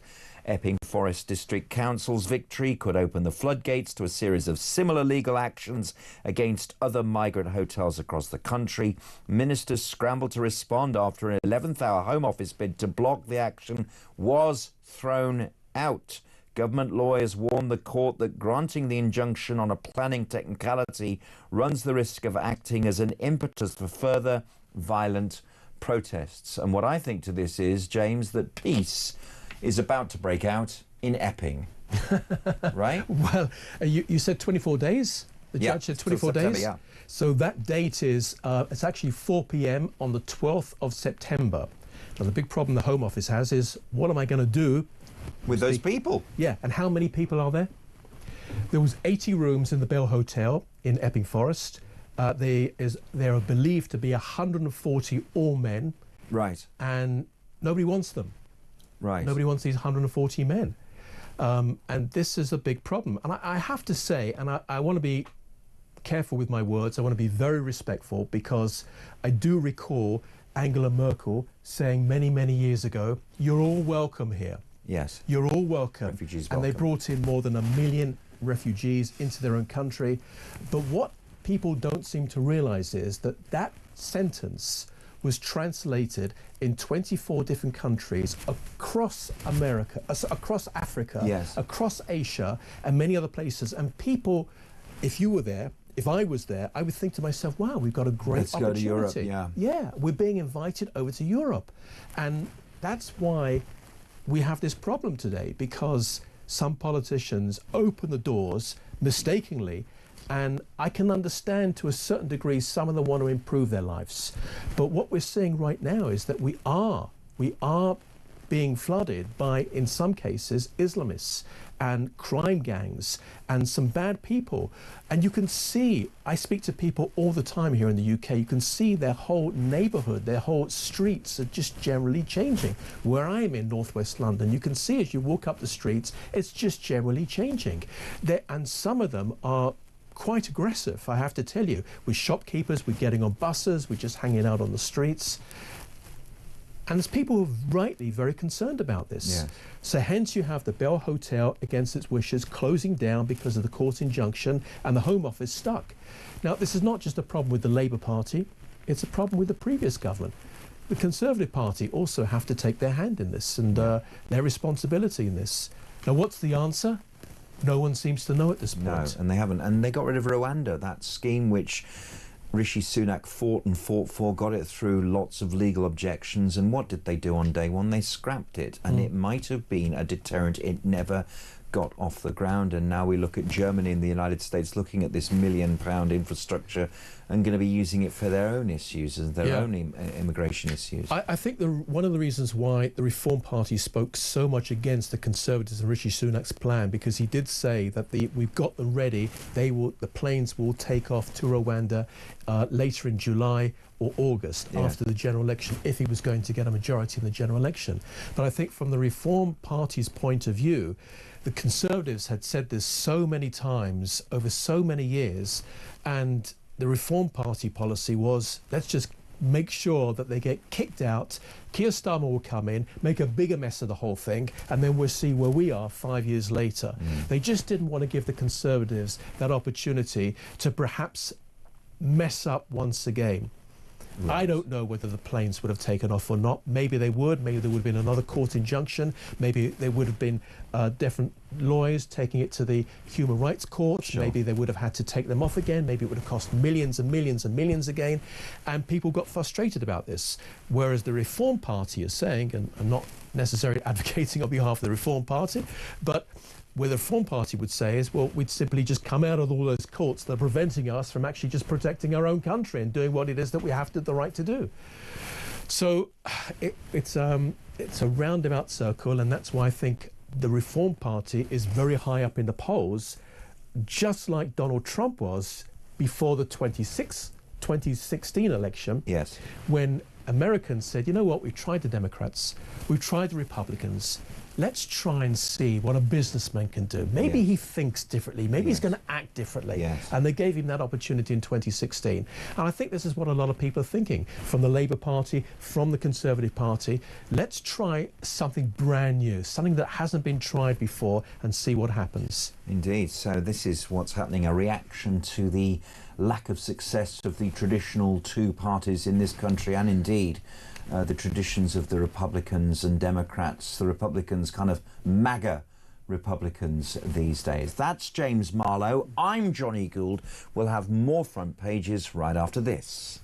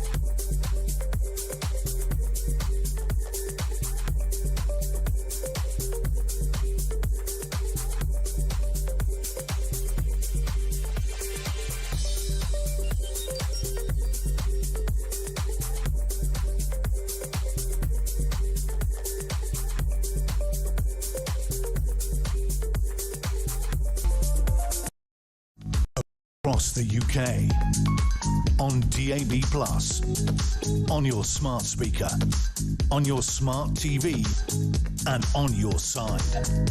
This is Talk. And we're continuing to look through the morning's papers. Hello, I'm Jonny Gould. James Marlowe is with us, international world politics and expert of the Middle East and, of course, Europe as well in the United States. The Guardian, High Court rulings that the asylum seekers must be moved from the protest hotel at Epping. An injunction for the council plunges the PM's migration policies into turmoil. As James just said before the break, what do you do with the hundreds, possibly thousands of migrants who will be affected in all the hotels around the country that may be forced to be closed down with copycat High Court injunctions against the hotels that are being used for improper reasons, as the High Court have judged. Trump, US won't send troops to Ukraine. That's because they're not on the front line. Who's on the front line? Germany, Britain and France. The boots on the ground will come from Britain, possibly the Germans and maybe the French, and Trump will be behind the scenes basically selling lots of arms to that. And Carlos Alcaraz and Emma Raducanu on their way to defeat in the first round of the controversial new format for the US Open mixed doubles. At least they had a nice time together. Thank you for that. And there's the Daily Express as well. Asylum hotel closure is a victory for the mums, goes the headline. The Tory leader backs the injunction on housing migrants after campaign by Epping parents. And the future of more than 200 hotels across the country housing asylum seekers has been thrown into doubt after a landmark court ruling hailed as a victory for mums and dads. Judges granted Epping Forest District Council a temporary injunction to stop migrants being housed at the Bell Hotel, and it follows weeks of protests outside after a resident was charged with a sexual assault against a schoolgirl. Tory leader Kemi Badenoch called the ban a victory for mums and dads, and I spoke in Epping, and they just want their children to be safe. And as you just said, there you are in a nice leafy district of northwest London, and you can feel that tension even where you live. Mm-hmm. Yeah, very much so. You know, from the Bell Hotel's point of view, this is a great business deal for them. The government gives them a huge amount of money, and they don't have to worry about running the hotel. Yeah. They don't have to worry about the housekeeping and all the food and make sure dealing with complaints and things like that. That's nothing really to do with the owners anymore. They can let the staff go, and they've got a huge amount of money coming in from the government. Now, if you return it back to being a hotel with 80 rooms and having to sell those rooms and bring in the housekeeping and also the bar staff and all the other people as well to run the hotel and make sure it's all clean, and that's going to be very, very hard. It's much harder to make much more money like that. And of course, the damage, they'll have to refurb the whole thing. That's something else as well. That's going to take some time. And who's going to use it? Especially not the local people. The local people won't recommend it because they're furious with the owners who have allowed this to happen. But from the owner point of view, he was just looking for a good business deal. It's a real tragedy that actually even after this time, the Bell Hotel, which will become infamous for what it used to be, will have to undergo, possibly millions of pounds worth of refurbishment. The change, maybe even change the name of change the name, maybe the change of the ownership perhaps as well. Yeah, absolutely. And of course, it won't be worth as much because of all the amount that has to be bought in to change it. Not just the hardware, just the refurbishment, but also the bedding and the wallpaper and the kind of everything else will have to change. The Independent this morning: UK preparing to send troops to Ukraine if peace deal is struck. Britain to deploy a reassurance force if Zelensky and Putin can agree an end to the war, as Starmer leads European coalition of the winning, but Trump rules out US boots on the ground. This from Millie Cook. Britain is preparing to deploy troops to Ukraine as part of the reassurance force mentioned if a peace deal is reached with Russia, although President Trump ruled out the US doing the same. The pledge came after Sir Keir Starmer held a meeting of allies dubbed the Coalition of the Willing to lay out possible security guarantees for Ukraine against future Russian aggression. But just hours after Volodymyr Zelensky met Mr. Trump in the White House about possible three-way talks with the US and Vladimir Putin, Moscow launched its airstrike on Ukraine again, firing 270 drones and 10 missiles. I mean, all that's happened in the immediate aftermath, and indeed before these talks happened, before Putin, is that the war has intensified. Yeah. I mean, that's the first thing that's happened. Yeah, that's normally what does take place in wars around the world, because there is no official ceasefire. In fact, Donald Trump specifically says, I don't use the word ceasefire. He said that in the press conference. He said the ceasefire word is just an opportunity for either side to take a break, to regroup, rearm, and then focus on when to start the war again in the future. That's not what he wants, and he made that very, very clear. He wants this to stop, and he wants peace. One thing, I know we spoke about Russia and Ukraine just beforehand as well, but I didn't mention this. I did mention that Russia's lost more than 1 million of its own soldiers to the slaughter. Yeah. Putin has sent them to the slaughter. It's like a First World War. They're running out of soldiers right now. Are they really? Yeah, definitely. So where are they getting them from? North Korea. Yeah. And we're not talking about that too much here in the UK. North Korea, through its leader, has sent over tens of thousands of soldiers. Now, there was a report and there was a documentary about this less than a week ago that I caught a little clip. And these North Koreans being flown directly to Russia, to a base, many of them against their will, they're being held in this camp, and they're being made fun of. A couple of them managed to get out, and they spoke to reporters to say, they make fun of us. They don't feed us very well. They're paying us pittance. And many of us don't actually want to go ahead and fight because we know that we're going to die. This is not about money. This is not about taking back money to North Korea, to their families. This is about doing what the supreme leader in North Korea is telling you to do. So it's not just Russian soldiers now that are being led to the slaughter. It's North Koreans. We're not talking about that over here, except here on Talk. That's why I think it's very important to bring that up. So again, Trump is aware of this, and another reason why he wants to bring peace. But the problem is, from our side of the pond, can we trust President Putin? Is he happy with the Donbass region and parts of it, and continuing to take more as the talks take place, and also taking that specific land with those minerals that are worth a huge amount? That's what Trump wanted. Now he's got them. Putin. Can we trust him? Or is he going to do what others have done around the world, take the opportunity to regroup, reform, reevaluate, and then build up your army again and come back in a year or two? And the Europeans are very fearful of this, because I always said that because Putin spoke about the worst in Russian history was the fall of the Soviet Union. And he swore that he would build up the Russian Federation again. And obviously, he's struggled very much over the last 3.5 years with losing so many soldiers. But on the other side, Ukraine is still there. Zelensky is still there. The country is still independent as it stands today. They could have been wiped out within a month. Yes. We all expected that. In fact, I was surprised that Zelensky was still staying in the capital, Kyiv. Kiev, as it used to be called. I was surprised. But he stayed there, he fought, he believed, he got the arms from the Europeans and from the Americans. Joe Biden backed him up. And of course, after all this time, he's still the president. There is a bit of controversial question marks about him. There was some type of a question of embezzlement of some funds, not necessarily directly from him, but some members around him. So that's a black mark against him, if it was true. You never know these days. No. But at the same time, he's definitely overdue for an election. And but of course, it's not a good time to have an election in the middle of a war, especially with the Russians. Especially with the security issues surrounding that. This is James Marlowe sitting with me. I'm Jonny Gould. This is Talk. We'll look at the headlines in The Sun, The Times, The Mirror and The Eye right after this.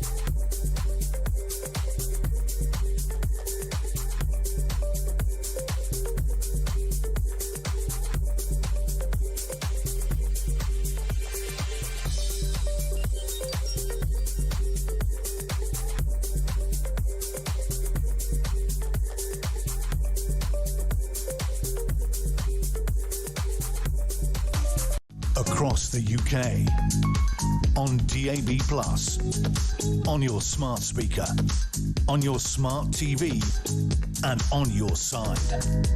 This is Talk. Hello, it's Jonny here in the chair, and this is the newspaper review. Alongside me is James Marlowe, and to The Sun, and they've picked a different story. It is Noel, I'm so proud of Liam.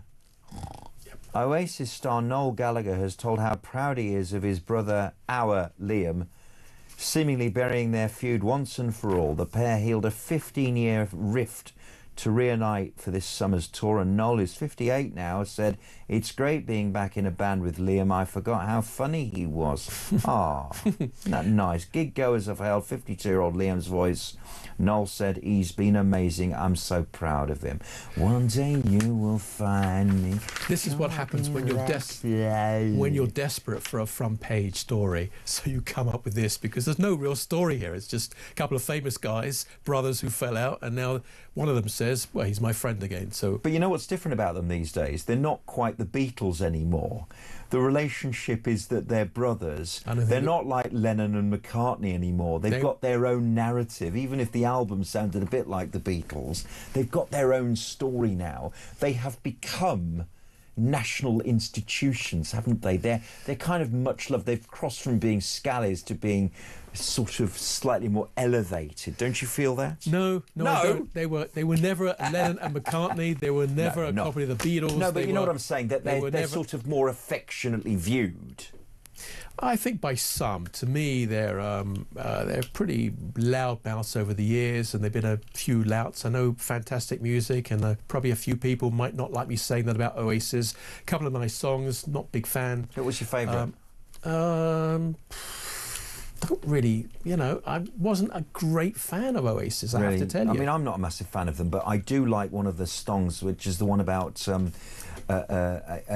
bird. A black bird every day. It was a really nice song. It's actually a direct copy of John Lennon's first solo album, the Plastic Ono album. It could appear on that. It was like that kind of sound. Okay. I'm just going to think of the title of it, but sorry, I can't help you with that. Yeah, one. it was an A-side. It was one of their big ones. Wasn't a smash. It was just one of their big ones. Would you believe I was a disc jockey in the 1980s? However, they weren't around in the 90s, 80s, so I can't really help you with that one. Yeah, sound like a bit of a disc jockey there. Can you do a time check for us? Yes, coming up on 19 and a half minutes past 14. I was actually working in Los Angeles for a period of time. Were you really? I was the host of the UK Top 30 Countdown across America at one time. You were like Casey Kasem. He did the American countdown, yeah. It wasn't just Casey Kasem. Rick Dees was the main guy. Songbird is the song. Thank you, John. I really like that song. I'm talking about Rick Dees and you're talking about Oasis. No, because I've got the benefit of talkback. Make me sound like a genius. John gives me all the things that I need. You see, you're a DJ, and do you have an American accent? You talk like that. Yeah, I'm going to the bathroom to take a bath. How you doing? Yeah, how you doing? That's more New York. I have to tell you, once I was in a restaurant in Los Angeles and I said, "Excuse me, please, can I have some water, please?" They said, "What?" I said, "Can I have some water, please?" And they said, "What?" I said, "Give me some water." Water. You got to drop the T because there's a lot of Hispanics in Southern California, and they don't really understand you. Yeah. But anyhow, we've drifted. We have a little bit, and we'll get back straight on message with the Times. It's your show, mate. So it was. Now, Trump offers air support to Ukraine as he pushes for a summit. James says there ain't going to be no summit. He doesn't think there will be. The High Court is the big headline. Well, actually, just to be clear, what I said was I don't think there's going to be a direct meeting between the two of them left in the room. It could so be it needs to be our Trump in the middle. Yes, or it could be other people in the needs room. a President Carter character in the middle with Sadat and Begin. You know exactly how it would work is as well, because Russia is not quite the same language as Ukraine, and Ukraine is not the same as Russian. And they might not want to speak each other's language anyway, although it's very similar. Yeah. So the idea of just having the two of them, like you and I are in the studio by ourselves, it doesn't seem to work for me. It's not possible, although I would imagine Zelensky speaks Russian. Yeah, he probably does, and I'm sure Putin knows Ukrainian, but still. I mean, the main thing is not if you really just want to get them together, and Trump can say, well, I got them together, fantastic. They shook hands, they were talking, that was all down to me, fantastic. But what's the end result? And Trump knows that, because his deal is the end result. In other words, signing the contracts, getting the deal done, and moving on to the next deal. That's what he does. Now, there's not a lot of flag waving for Keir Starmer on this station. A lot of people don't like him, but I must tell you something. I'm sure he's a very nice guy. I'm sure he's very nice. And he came up with the 3 issues, one of which is the only one people are talking about. And I thought he did it very well, and I think it needs to be discussed and highlighted now. So in his outro speech after the Oval Office meetings yesterday, he said the first thing is what everyone was talking about, which is the security guarantee for Ukraine. That was the big message yesterday. The big message is how it's going to be and what it's going to look like, but that was the key. The second thing was not talked about, but he talked about it, and it is key, and it is an exchange of prisoners. We need to get the Russian prisoners out of Ukraine and the Ukrainian prisoners out of Russia. And there's one which I have lived with and I worry about, and I think is one of the biggest crimes that you could enact in a war, and that is the kidnapping of tens of thousands of Ukrainian children.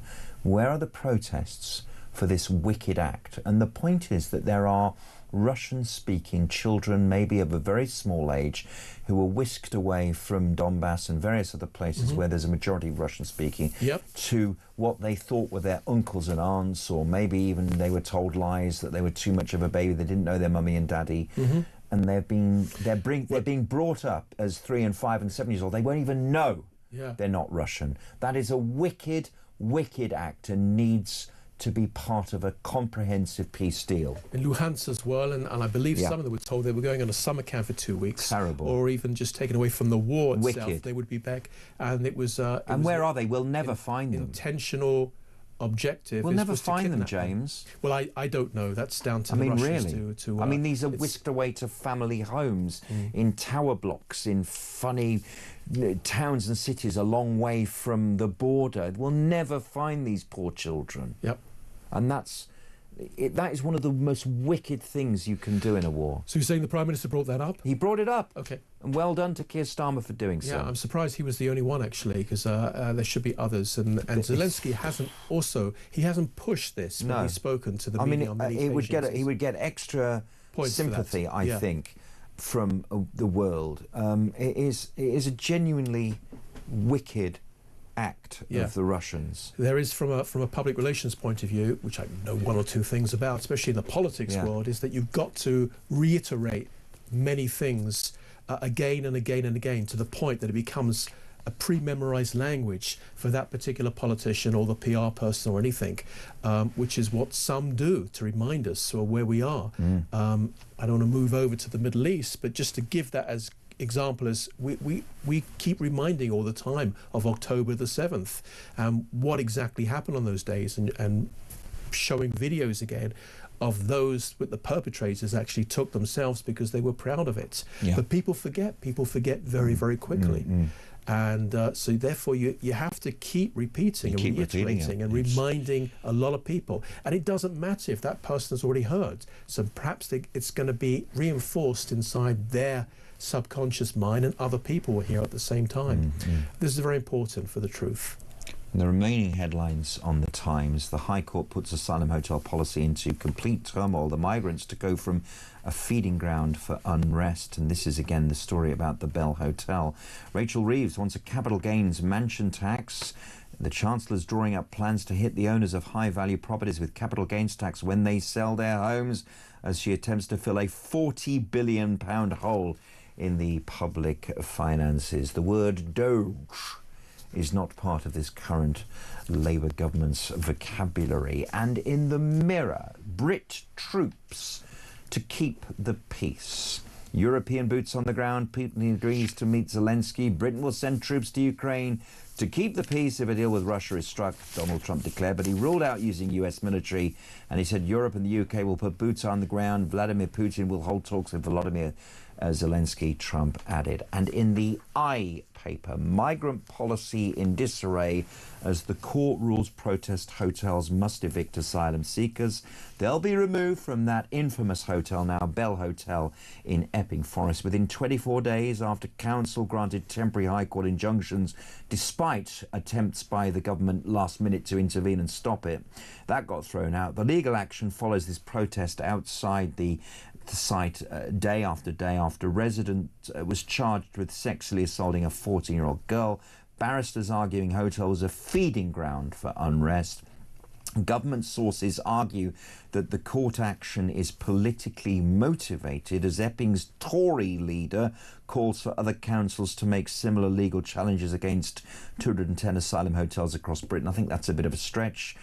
He's looking after his area. They're good and proper. And the judgment then, therefore, puts the Home Office policy in complete turmoil, because lawyers now warn that more substantially impacting cases will happen. 30,000 asylum seekers in the UK, and it raises policing concerns over further protest. Are we going to hell in a handcart, James, before we take a break? Yes or no? Are we going where? Are we going to hell in a handcart? Translation, please. Well, just one of those sayings, you know. Are you pessimistic about society? Yeah, I mean, firstly, I'm realistic about society. I'm a positive person. Right. I used to deliver actually a lot of workshops in general personal development. Right. For those who might know Dale Carnegie, many people don't know it in this country, but I was a licensed Dale Carnegie instructor as a training company. But it's general personal development. So it's important to be positive. It's important to stay with positive people and always have an objective and know your vision and know where you're going and all of that stuff as well. But at the same time, to be realistic, not to be negative, but to be realistic and look at the worst case scenario, worst case options, and then build from that as such. So to answer what I think you're asking is, is it doom and gloom?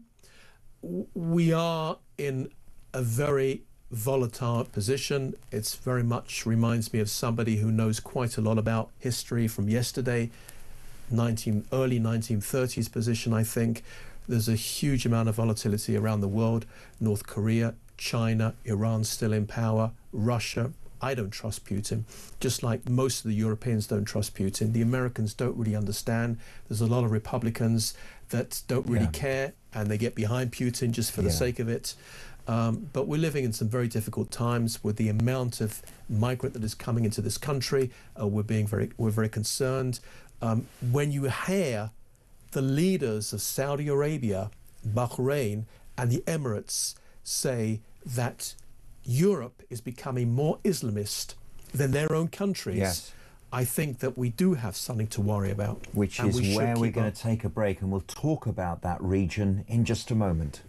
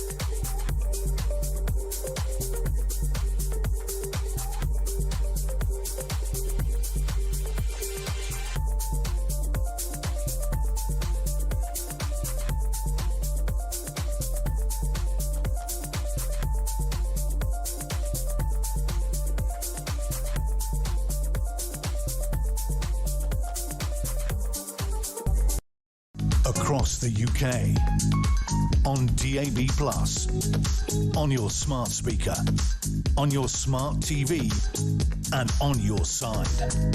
This is Talk.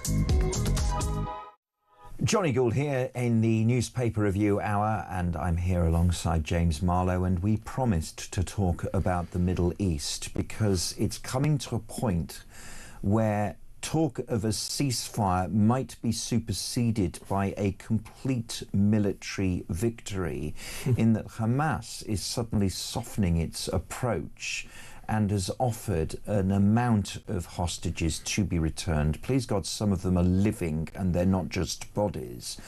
But David Mencer from the government office in Israel has been talking to the BBC, amongst other people, and said, no, we're all fed up with this. We want all the hostages home, including dead or alive, and that means 50 people are believed to be about 20 or 22 still to be alive. And what that implies, 50, which implies, James, that the war, the aims of the war might be leading to an Israeli victory. Unfortunately, I think we're some distance from an Israeli victory right now, and the reason for that is because inside of Gaza City there is a massive Hamas infrastructure, and they've built up weaponry. They have so much ammunition over there. How it was overlooked, it was inside the tunnels. The amount of tunnels, I've spoken to so many soldiers who've come bigger out, than the London Underground. Twice as big. It's right. twice as big as the London Underground, and we know how big the London Underground is. I spoke to several soldiers who came out. I was on the border several times. In fact, just last week, I was invited into Gaza via the Keren Shalom crossing to see the aid on the other side. So this is the big difference of agreement, difference of opinion is the word, difference of opinion between Israel and the United Nations. it's interesting, I'm going to do this from memory because I don't have this in front of me. However, if I recall, that Kogate, which is the organisation responsible for getting all the aid inside to Gaza, and it brings it in through Keren Shalom, and it drops it from it, and it also coordinates with many other UN bodies. So it claims that there is a certain amount of aid on the other side, Gaza side, which is being being waited to be collected. Now the UN say that it's actually, whatever the Israelis say, it's actually 6,000 lorries less than what the Israelis say. How is that possible? Now, I happened to look into this morning because I was writing up something on this, and I wasn't expecting to speak about this because it wasn't on the front page. Right. The discrepancy seems to be that the UN is not including the amount of aid that Israel is allowing in by itself. It's just completely excluding that. So it's only counting the UN trucks that are coming in with the permission of the Israelis, plus other UN bodies, and I think it's 3 or possibly 4 other brand new charities. It's counting them, but it's not counting the other trucks. That's where the discrepancy of 6,000 trucks come in, and it's wrong. That's one point. The other point is that when 700, actually it was more, it was closer to 800 worth of trucks of humanitarian aid was on the Gaza side. So Israel highlighted this. The United Nations says no, nothing's there at all. It's actually the Israelis who are not allowing it in. The Israelis sent up drones up in the sky to show it. It put it out on the social media feeds. I picked up on that as well. And then I asked the UN directly, what is it you're saying? And they said, well, the Israelis are not bringing it in. So what the Israelis did, they should have done this ages ago, they actually got together the foreign press. Yes. And they brought them in specifically to show them on the Gaza side. So for those who say that there's no press going in there, yes, it was under the IDF auspices, but it was specifically to show them all of the trucks over there. There's no trucks, but the amount of trucks that were there. And they saw it and they left. And would you believe the next day and the day after, the United Nations started to pick it up very quickly. In 15 seconds, do you think the Hamas approach that is softened is because they are facing defeat? No. I think it's softened because the Egyptians and the Qataris are putting a huge amount of pressure on them. They don't have a proper leadership right now. They don't know what it is that they should be doing. The Hamas leadership in Turkey and Qatar are actually saying that they should do that, but they don't know what to do. This is a fascinating discussion. James Marlowe, thank you very much indeed for joining us here on the Newspaper Review. And what an hour we've had here. It's been brilliant. James Marlowe in the studio with us in the Newspaper Review. A very good evening to you. My name is Jonny Gould and this is Talk. And in the final hour, it's your calls. And we're going to talk about moving nightmares. And perhaps from a financial point of view, have you had the house of your dreams denied of you because you couldn't sell the home because the chain fell through? And all this is because Rachel Reeves is now trying to change the way that we're taxed on selling our homes as opposed to when we buy them. Is it a good idea? Is it a bad idea? Your calls after this. A very good evening to you as we go into the next day. My name is Jonny Gould and this is Talk. To James Marlowe, thank you very much indeed for an excellent hour here. And I'll speak to you after this short break and then your hourly news.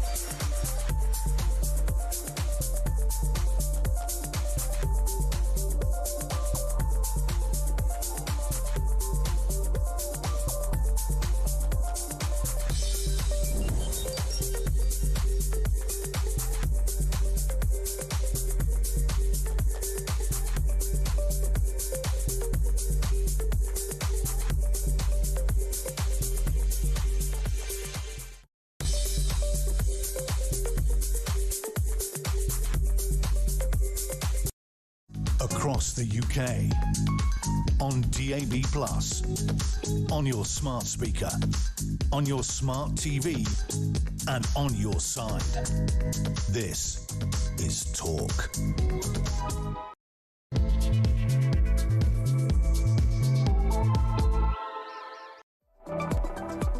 It's Wednesday morning. Hurrah! Do you know what? Because yesterday, my helpful team of Dave and John, led by Dave and John, and Adam yesterday, had to remind me what day it was, because it's like working in a casino, isn't it? I don't absolutely know what day or time it is. I do now. It is now. It's Wednesday. It is midweek. We're at Hump Day, and I hope you've had a good week so far. Johnny here in the chair between now and 1 o'clock, and hopefully Petrie will be back in the chair tomorrow. Otherwise, you might have another double dosage of me. It's been a fantastic couple of days, and I hope you've enjoyed my company. And again, I look forward to seeing you again very soon. And there have been kind of two very, very big stories, certainly nationally. The first one concerning Epping Forest and the High Court putting the government's hotel policy into turmoil after the High Court ruled that migrants must be removed from that Essex hotel, the Bell Hotel, at the centre of protest. Some have been violent, some have been peaceful.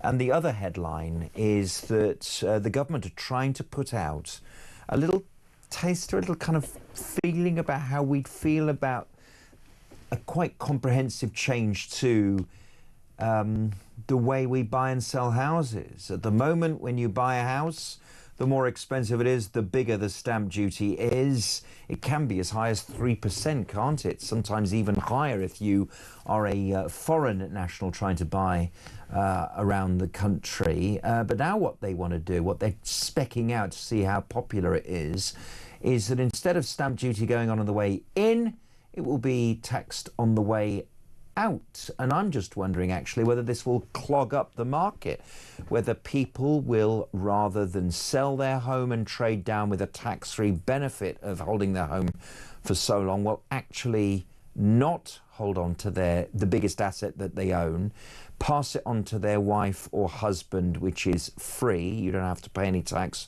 on that, whoever lives longer there. Or the other thing that they might just do is pass on that wealth over 7 years, this 7-year rule that you can pass anything on to your children tax-free over if you live long enough.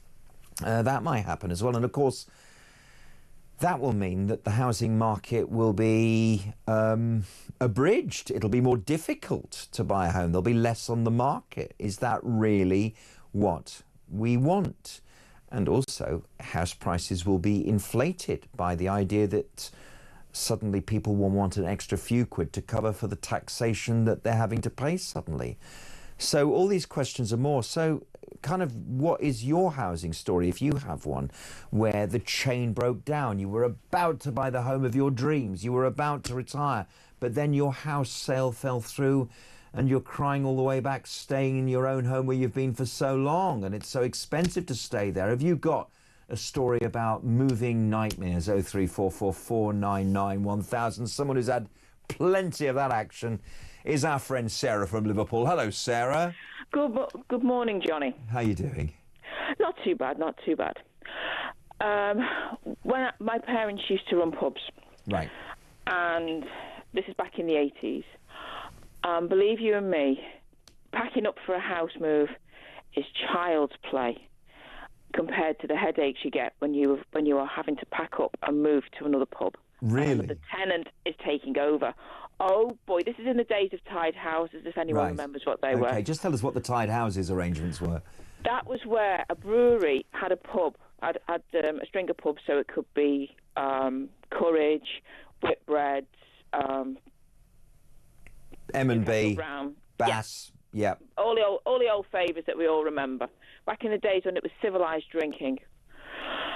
And they'd own the pubs, they'd have managers and tenants, and they'd sell the beer that the breweries produced, which was pretty sensible. At least you knew you had a market, unlike now. And at least everyone was guaranteed at least a job. But that's another story. That's another story for another day.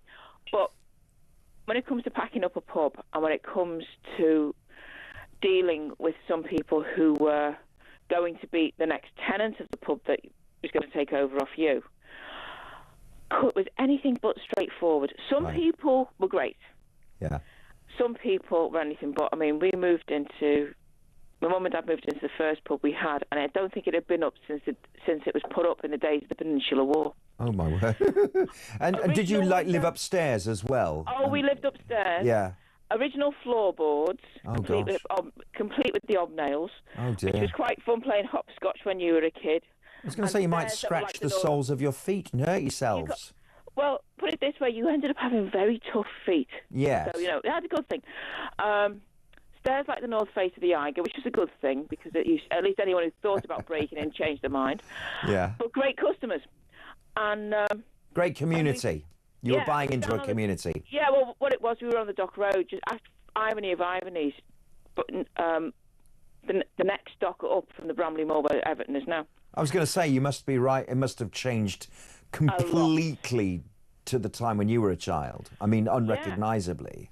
Yeah, it is, because it was all small. It was all engineering, supplying the likes of Holland and Wolff, Laird's, some of them even the likes of Ford's and Ellesmere Port, for Vauxhall. But when all that changed, it was just like Boys in the Black stuff. You could and also the docks closing, because they were just moving further and further up, and people being made redundant. Yeah. And it was real Boys in the Black stuff territory. In fact, the irony of it was they were filming round by there. One of the pubs in a street a bit further up from us, they actually filmed the last scene there. Right. Yeah, in the Griff. I think it was in the Green Man. Where the guy goes out the window? Yeah. I just want to ask, after all these years, it's one of those institutionalised names that everyone knows, Boys from the Black Stuff. The black stuff meant Guinness, but it didn't mean black stuff in this case. What did black stuff mean? When you'd see fellas tarmacking the roads. Right. It was the gang. Bleasdale wrote about a bunch of blokes who were part of a gang that used to go round tarmacking the roads, be it for the council or for whoever was employing them. And when the work was dried out with the council and then with whoever was employing them, whichever construction company, that was when things started to break down. And the famous words of Yozza, he'd try anything to get a job. I'll do anything. I'll do anything. I mean, that's what makes me laugh when people say Scousers are lazy. They're anything, but they'll try their hand at anything. Yeah. But getting back to the pub, packing up a pub. When we first moved into this one, it was, as I say, it was straight out of Sharp. To be quite honest, you half expected to see Richard Sharp prop up the bar, if you know what I mean. It was that old. Yeah. And we had a tire table on the back of the cellar door, and it was a bit of a state when we moved in upstairs. Yeah. But it was okay. That was fine. It got sorted out. Everything was fine. When we moved into we moved from there to another pub, which was just a bit further up, which is not far from the container base in Seaforth. And that was all right, bit mucky, but you don't expect when you're working it. When it's a Dock Road pub, you don't expect the upstairs to be straight out of the Ideal Home exhibition. You just got to do your best. And it was. I mean, you could have a game of cricket actually on the top landing. Believe you and me. Right. Okay. And the rooms were very big. Something straight out of Downton Abbey. Some of the rooms. They were massive, about 18 by 20, which was quite a bit when you were trying to put carpet down. Yeah, of course. Another story. But this particular time, we were moving from this pub to another pub, and we'd had to do a heck of a lot of work. And packing up a pub is totally different. Packing up a house is child's play. So what is it? It's beer glasses, it's taps, it's tables, it's chairs. No, what else? What else, Sarah? Well, the first things first, when you're packing up a pub, the stuff that the tenant has to pay for, so that's any of the tables that you've paid for, and the same with the chairs, because sometimes they get refurbed. If there's any old ones there, and they said, we don't want them, you took them, which was not too bad, because at least they were well made. Glasses, the ordinary pint pots, half pint pots, shot glasses, they stayed, unless... Really? They didn't want to pay, because they have to pay for everything, even the light, the cord for the light fittings. Right, gosh. They had to pay for them as well. Yeah. Even literally the sockets, because that was the only way. It was like, yes, this is what you've done. This is what's here. This is what you've got to pay for. Any improvements that the tenants that you're taking over from have done, you've got to pay for them too. 9 times out of 10, some of them did, but this particular lot didn't. They were really, really cheap and nasty, if you catch my drift. They went, oh, well, I take it those light fittings that you've put upstairs, they're staying, but we don't want to pay for them. Nope, they're coming with us.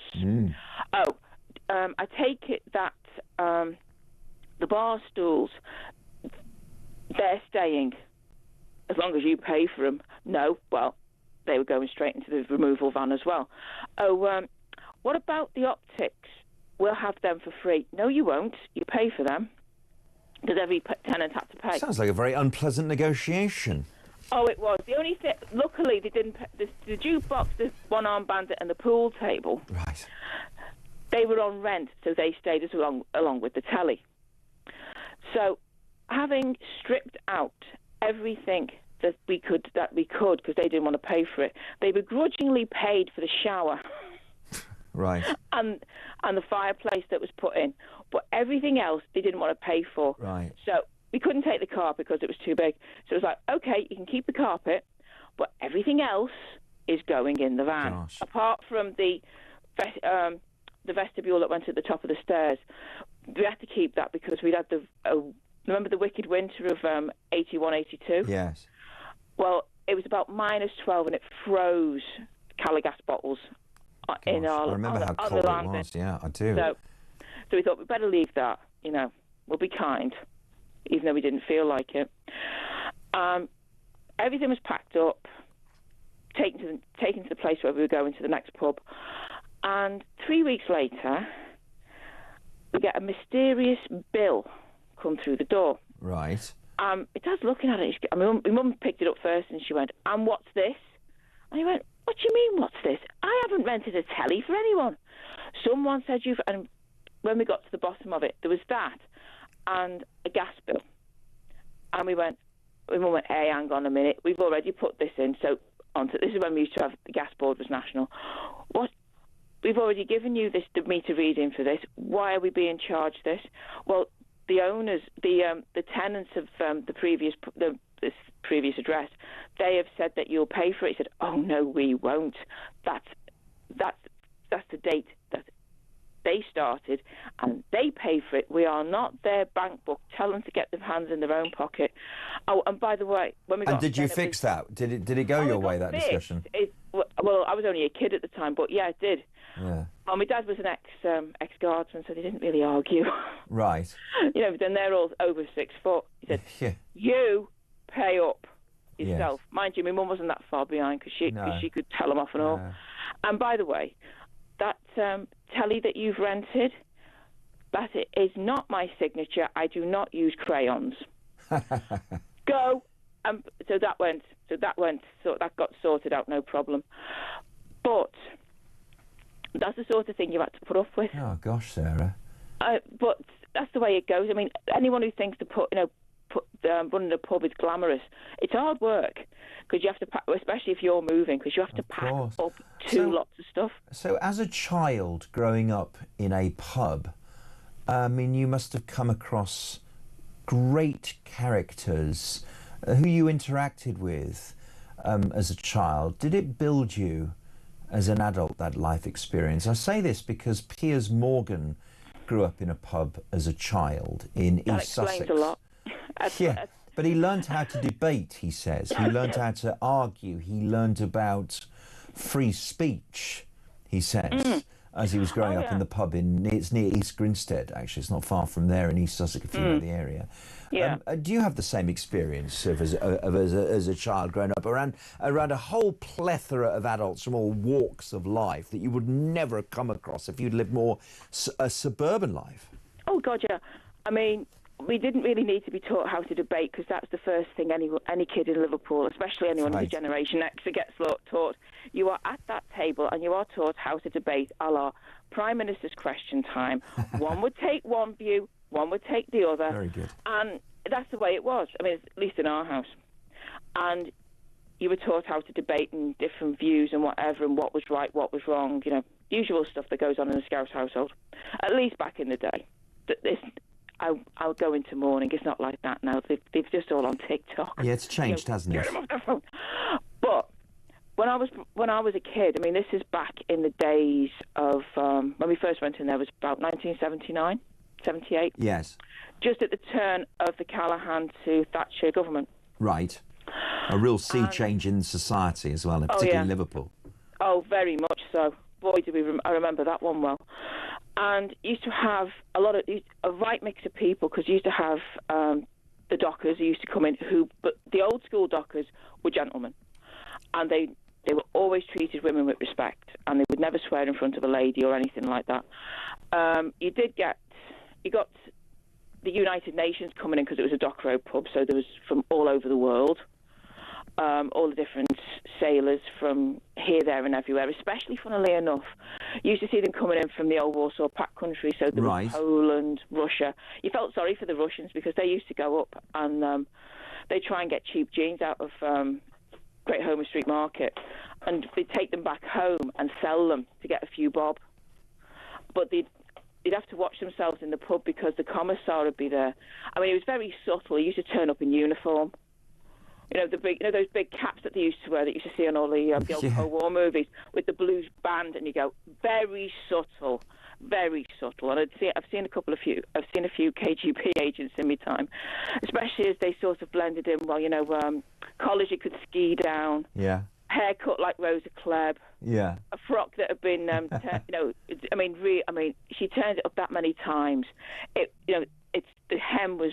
Let's just put it this way: if she fell over, she would never have grazed the knees. It was that, and clumpy shoes. I said, "Are they doctor's boots?" You know, you'd see them, you know, and a face on them that would stop a clock, and you go, "Have you got a problem?" A face that could stop a clock. Oh, yeah, they did. Great stuff. And during the weekends, they used to have jam sessions on, right, with different musicians, and some of them have been around, you know, in the days of the Cavern, Mersey Beat, being in various bands. And anyone who could play an instrument, if they got past the lads and my dad, you could play with them. And you'd have people from like the First Fiddler, the Philharmonic, some of my cousins, they knew some of the lads who used to go to Eric's, you know, who then ended up in bands that became successful. Right. So God knows who played. I mean, for all I know, a certain Declan McManus might have wandered in one day with his guitar having the day off. He being Elvis Costello, and without his attractions at the time. Well, yeah, you don't know. You might have seen this young lad with a pair of NHS specs who just wandered up from his insurance job. You don't know, for all I know. Sarah, what a rich life. What a rich and lovely life. Thank you very much for that. Mm-hmm. And it's been lovely to talk to you the last couple of nights. That's Sarah from Liverpool. And she says that if you thought moving house had a nightmare scenario, imagine leaving a pub. But what a rich life you had as a publican, and particularly as a publican's daughter, as Sarah was explaining, in the late 70s and early 80s. And so I'm talking to you about property tax reforms. Rachel Reeves ordering a Treasury official to examine these reforms, and they're looking at ways to change stamp duty. Instead of, when you buy a house, paying a few % based upon what you pay for the home, that actually on the way out you get taxed. And I'm wondering whether in fact people will stop selling their homes and it will clog up the market. And so this brings us on to the question tonight: your property selling nightmares. Did you lose that chain when you were trying to buy your dream home, when the house sale fell through? 0344 499 1000. Good evening to Andrew from Salisbury. This government has to realise that anything they do to the economy is overshadowed by the billions wasted through supporting migrants, welfare, crime and corruption. He says overtaxing and imposing levies on property owners is straight out of the Communists' Handbook, says Andrew angrily from Salisbury. If you have a comment, there's a fast way of getting online, 87222. You can tweet us at talkTV and at Jonny Gould, and you can talk to us about whatever you want on 0344 499 1000, but preferably your home selling and buying nightmares. Speak in a second.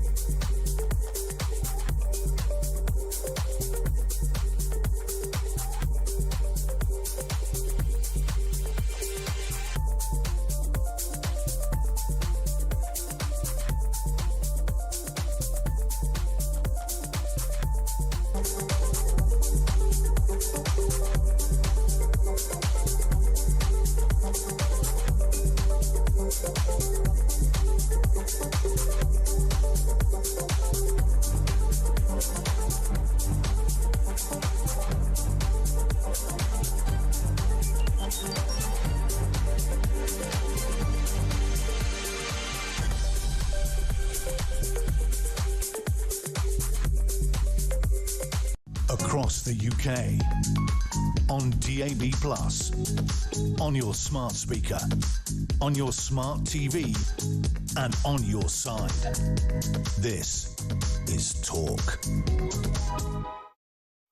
So the other thing I want to talk about this morning is if the Bell Hotel in Epping, with its 80 bedrooms and 140 people, mostly men, are going to be taken out in 24 days' time, and then that there's copycat injunctions spread around the country, where are these men, predominantly men, going to go? They're not going to be lumped into other communities. They're not going to be lumped into houses of multiple occupancy, because that will create the same problem again in the communities in which they go to. Will they be put on ships in dock, as maybe there was kind of floating hotels, weren't there, for a while? What are we going to do with the tens of thousands of predominantly men who eventually will be thrown out of hotels? The government set themselves their own standard to say that every single hotel in the country would eventually be closed down by the end of the government term. And now it does look like they're going to have to speed that up. Where are these men going to go? How do we solve the migrant crisis of the people that are already here? 0344 499 1000. 0344 499 1000. And we've been talking about Oasis as well. Ian has texted us, and you can do the same on 87222. He says, if we're honest, Oasis were completely tied up in the 90s zeitgeist. The first album was brilliant, some nice songs on the second, and that's your lot. It's like that old maxim, isn't it, where the pop star has 21 years to write the first album and 21 months to write the follow-up. It's true, isn't it? 0344 499 1000. And have you entered our competition? How about this? We're giving away you the chance to win £5,000 spending money plus tickets to watch American football when it returns to Wembley this October. The LA Rams take on the Jacksonville Jaguars in the autumn, and we're going to give you the chance to win 6 seats in a private box with full hospitality. And that's not all, you get £5,000 cash as well. And if you want to be in with a chance to win it, here is how to enter. 18 plus, UK excluding Northern Ireland. For a chance to win, text the word Wembley to 83338 and you're in the draw. Text costs £2 plus 1 standard network rate message. You must have the bill payer's permission or enter for free by calling 0330 880 338. All entries must be received by 25th August at 11 p.m. This is a TalkSport limited promotion run on TalkSport, Talk and Virgin Radio UK stations. See TalkSport.com for terms and conditions. And the best of luck to you. And that is the competition where we're going to give you away £5,000 and those tickets as well. I hope you have a chance to enter, and the best of luck here from all of us at Talk. Property nightmare story. The chain is broken. You were buying that CSA at home for your retirement. It was a beautiful thing, and then everything fell through. And we heard, didn't we, from Sarah in Liverpool, the idea that actually if you thought moving home was a problem, try and move from a pub. Carol in Manchester's with us. Hello, Carol. Hi. Hi. Enjoyed the first time I've seen you, Johnny. Anyway, so thank you. You know, I've enjoyed it tonight It's and a whatever. pleasure. Thank you, Carol. But I'll be honest, right? Regarding about, I can't get over it. You know, like the world's gone crazy. The world is upside down, isn't it?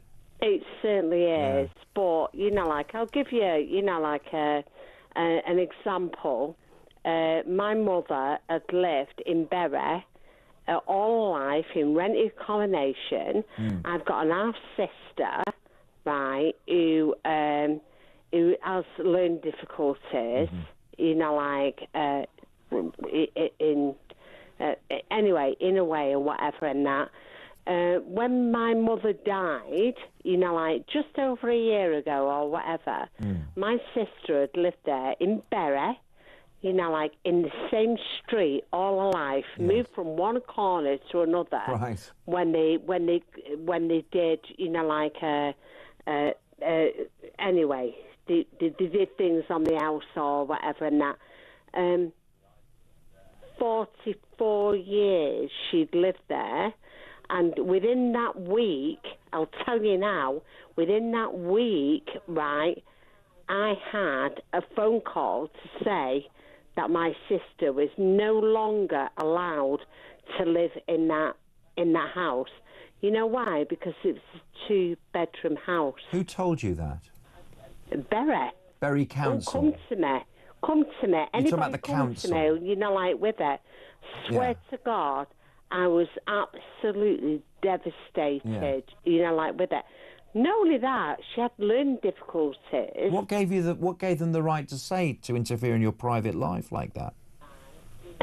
Because it was the council. Right. The council said, you know, like because she did not have her name on the rentage. You know, like what? On the council. I don't do rent. On the council tax or on the rental agreement. The rental agreement. She had no what you call it or anything. Right. With it. Well, couldn't you just register it? Wouldn't that? I mean, presumably she was an adult. She wasn't over 18, and you're a family group. She was your half sister.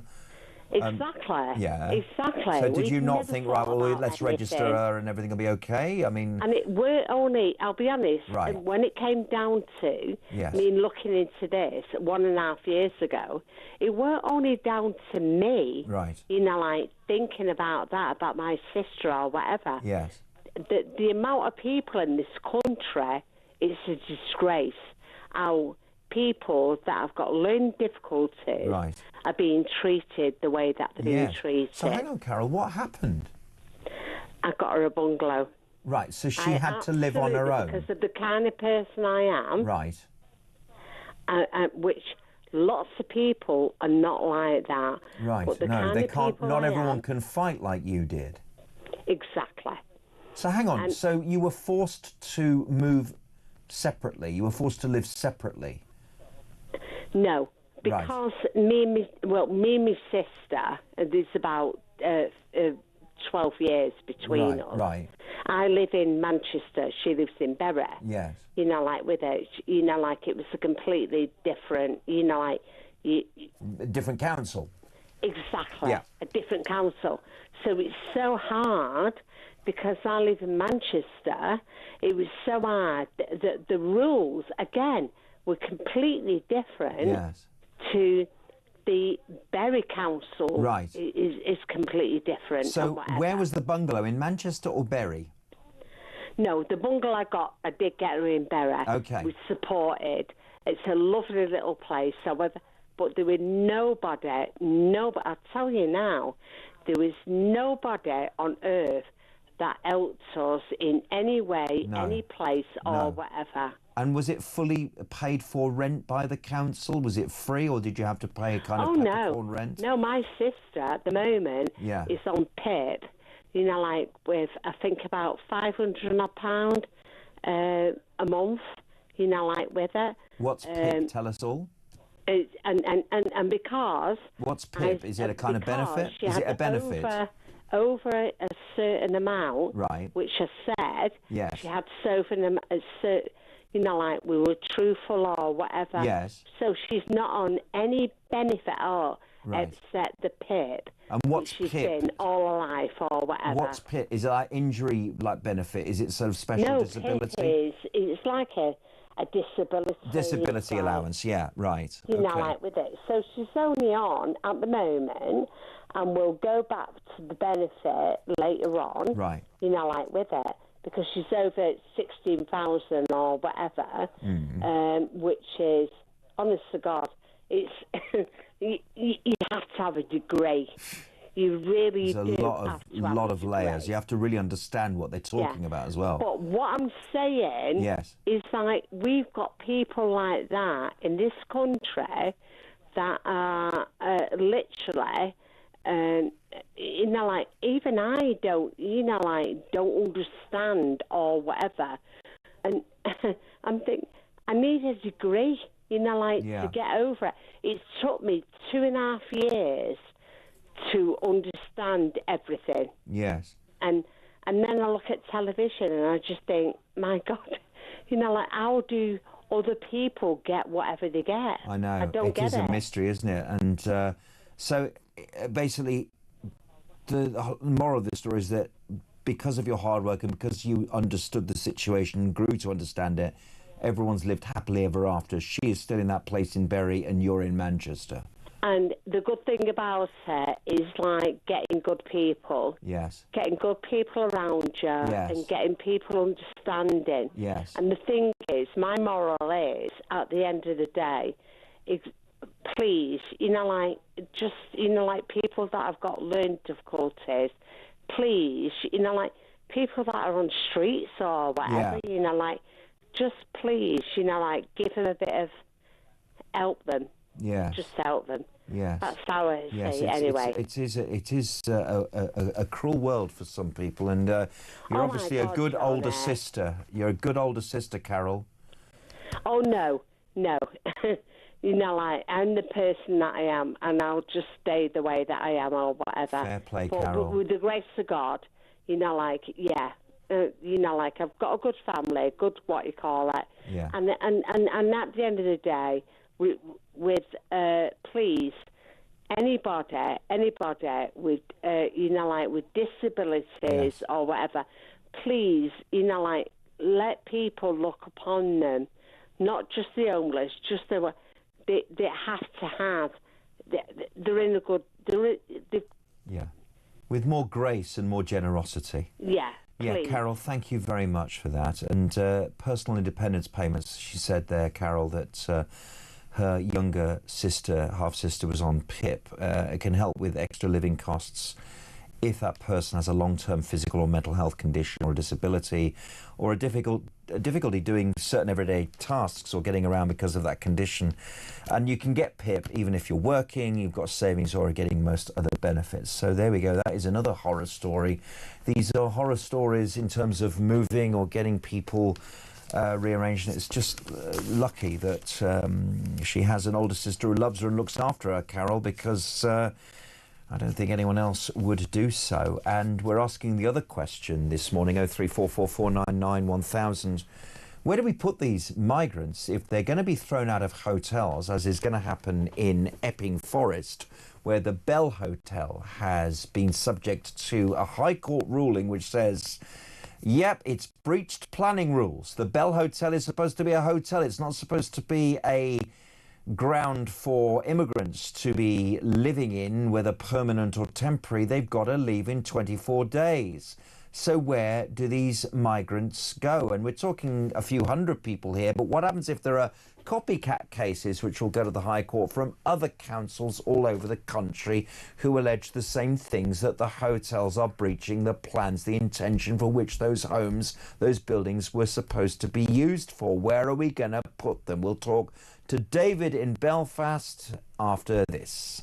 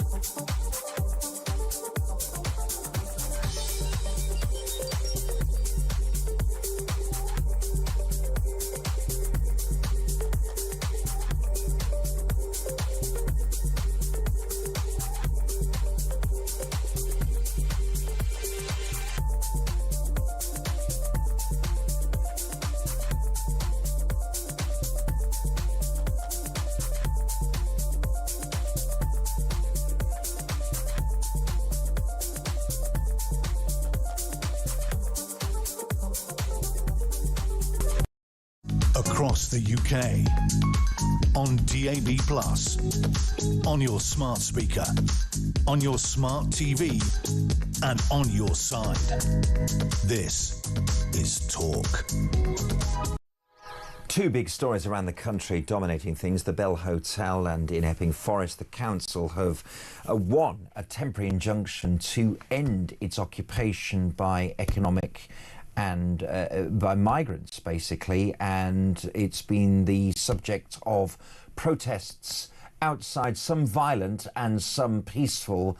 Kemi Badenoch says it's a victory for mums and dads, but it will be emptied, that hotel, and will become a hotel again or something else, but it won't be a place where migrants are, and it will lead to copycat cases by other councils who want to reclaim their hotels rather than being places where migrants are being dumped. We'll talk to David in Belfast in just a moment, because the other subject that we wanted to talk about tonight was this surprise attempt to raise more money by the government. So instead of paying stamp duty when you buy a home, it'll be taxed on the way out when you sell it. And I'm asking the question, will you sell your home if you're subject to a very big tax bill at the end? Earlier, I spoke to the economist Justin Urquhart-Stewart, who suggested that instead of changing stamp duty, it actually should be scrapped altogether.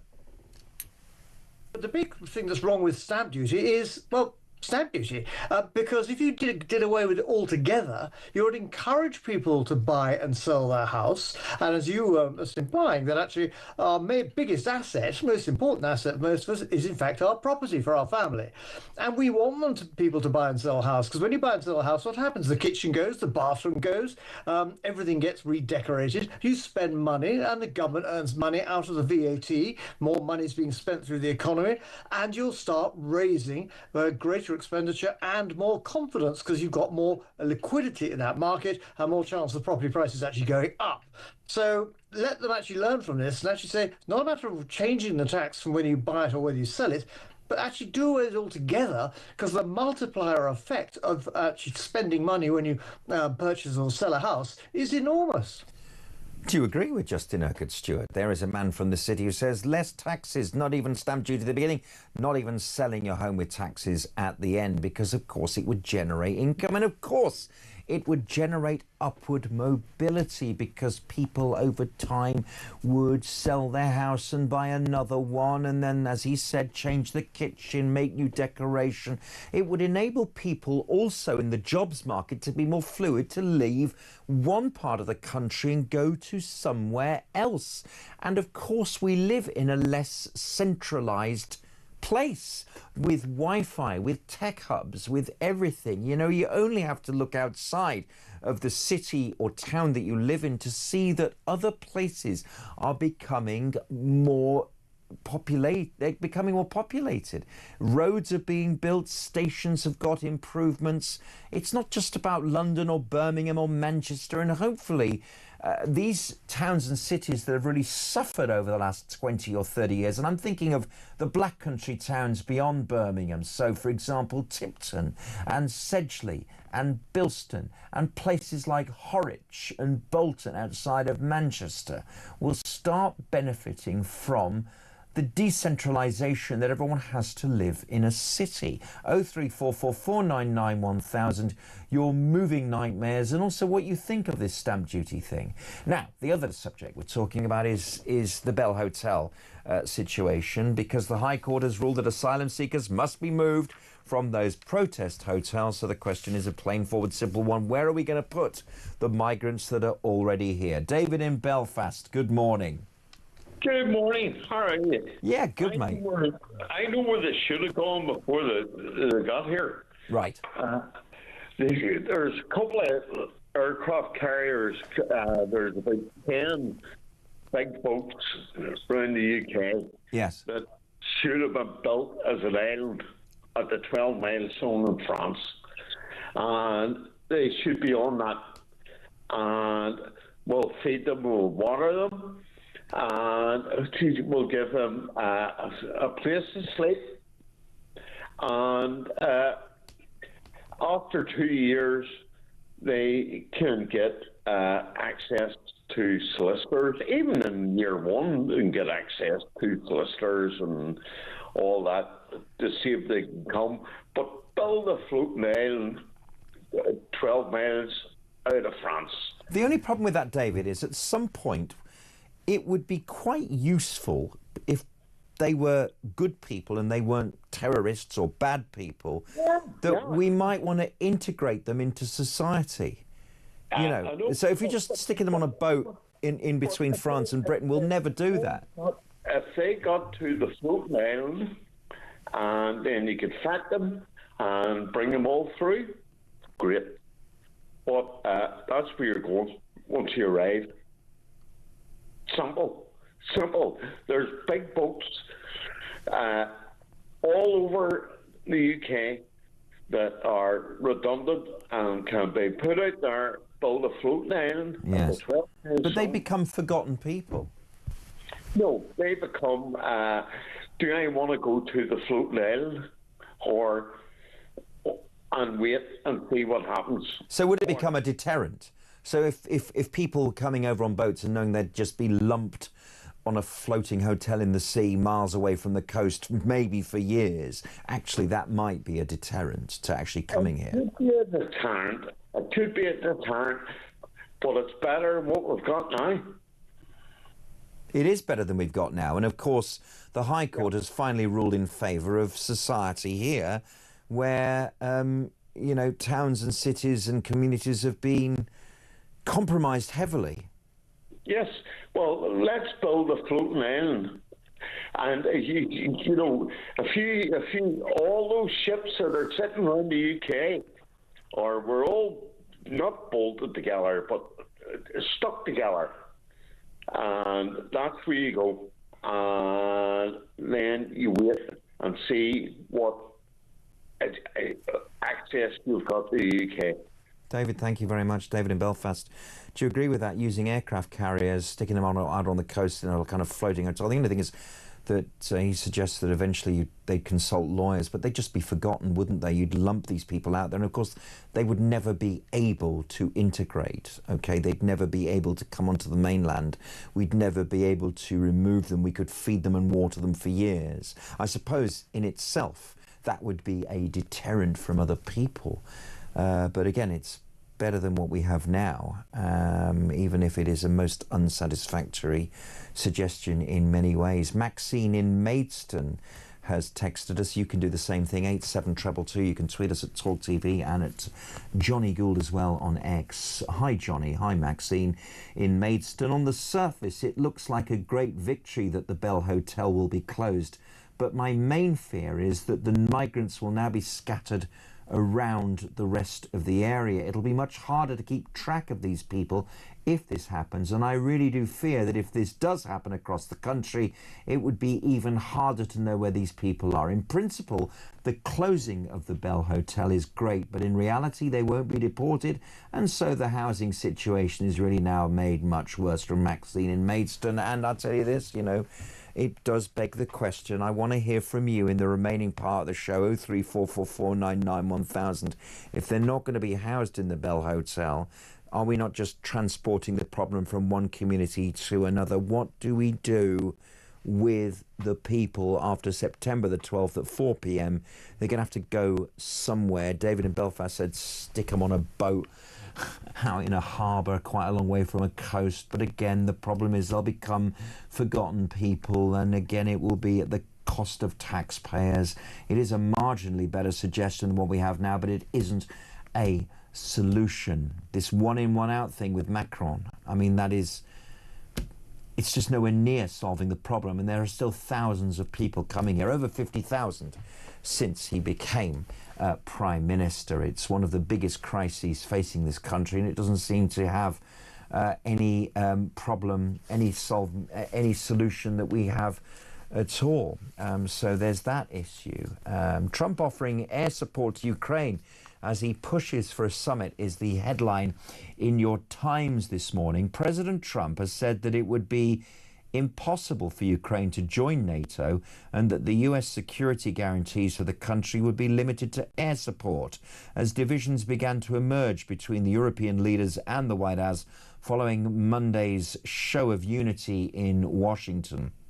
Trump said the idea of Ukraine joining NATO was insulting and called the country a buffer between Russia and the rest of Europe in his first post-summit interview, echoing Moscow's talking points. And after cordial meetings with Zelensky and 7 European leaders, the change in tone from the US president marked a repositioning to place himself between Western Europe and Russia, where he believes he stands the best chance to broker peace. He conceded that doubts about Putin's willingness to go along with the peace process amid wrangling over the venue for the next step, a Putin-Zelensky meeting. The Europeans proposed Geneva. Zelensky rejected Putin's push for Moscow, and Trump is reportedly favouring Budapest in Hungary, led by the pro-Russian leader Viktor Orban. I hope President Putin is going to be good, and if he's not, there's going to be trouble. It'll be a tough situation, Trump told Fox and Friends. I hope the President Zelensky will do what he has to do. He has to show some flexibility. And Trump added, it takes 2 to tango, but Zelensky has already agreed to bilateral meetings with Putin, followed by trilateral talks involving Trump to seal a deal. 03444991000. My name's Jonny Gould. The fun continues after this short break, where Paul Ross will be live in the studio. He's coming up here on Talk after 1 o'clock.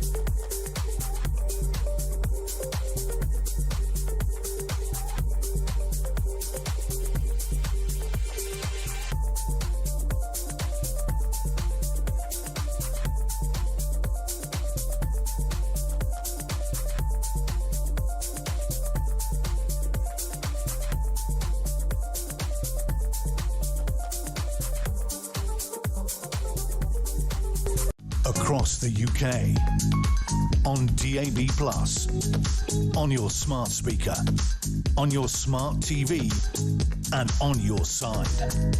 This is Talk. What do we do with the migrants at the Bell Hotel following the High Court victory for Epping Forest Council? Jerry in Burton-on-Trent has a solution. Hello, Jerry. Welcome to the show. Good morning. Thanks Good morning. very much, Johnny. Well, I heard a caller some time back came up with the idea of moving them to one of the many Scottish islands. Right. And when you think about it, until their application's approved, they should be away from the population. Now, in terms of what the French do, which astonishes me, they observe all these human rights and everything else, apparently, and the conditions there are, well, it's just like tent city, isn't it? So no one complains much about that. So if it was on a par with that, I don't, if you can build Nightingale Hospital so quickly over COVID, you could make something a bit more habitable. But in answer to your question about them being isolated from society, well, that's a matter for them being properly assessed as being vulnerable enough to be welcomed as a genuine asylum seeker, surely. Yes, and if they're coming from France, they aren't genuine asylum seekers because no one's attacking them there for their ethnicity or indeed for their sexuality or anything else.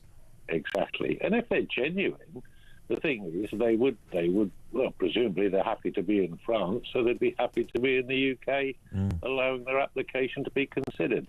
But, I'm certainly of the camp of sending them back. But, why don't we do the same thing as Scottish Island? There's a lot of Scottish islands, aren't there? Masses.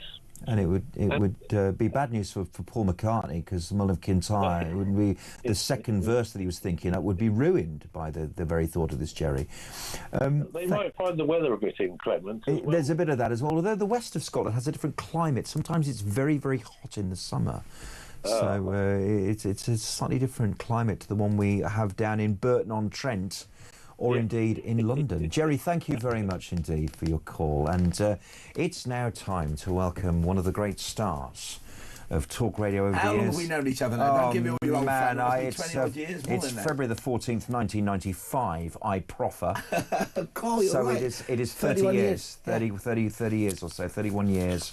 It's my old friend, Paul Ross, who does overnights and has done for a number of years right here on Talk and indeed Talk Sport. And I know with your sporting hat on, you'll be intrigued as I am by the fact we are covering the preliminary round of the FA Cup. Indeed, so dozens of games, all non-league, some down to the 9th tier of football. Yes. So and I love this time of year because you get, hopes are kindled and people get enthusiastic and people go along and support their local team and there are big scores. There are replays last night as well. So we've got dozens of football matches to talk about on that front. We'll take an overview of the FA Cup, the glory that is the FA Cup.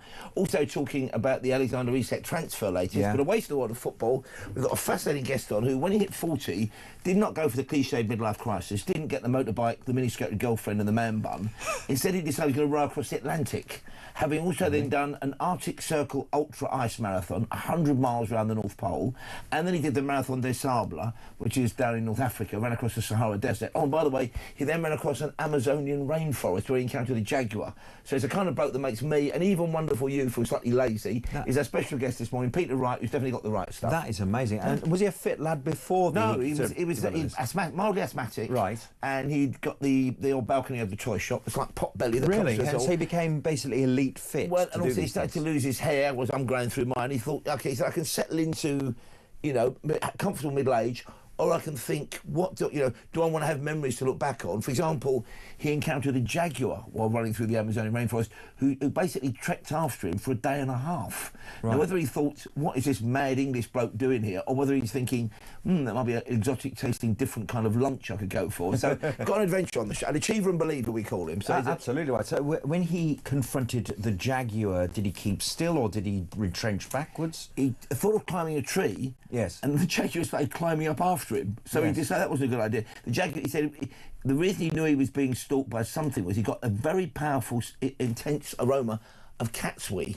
Because they like to spray their territory. Right. And that made him, because he remembered reading all kind of survival books, and that made him think maybe it wasn't going to eat him.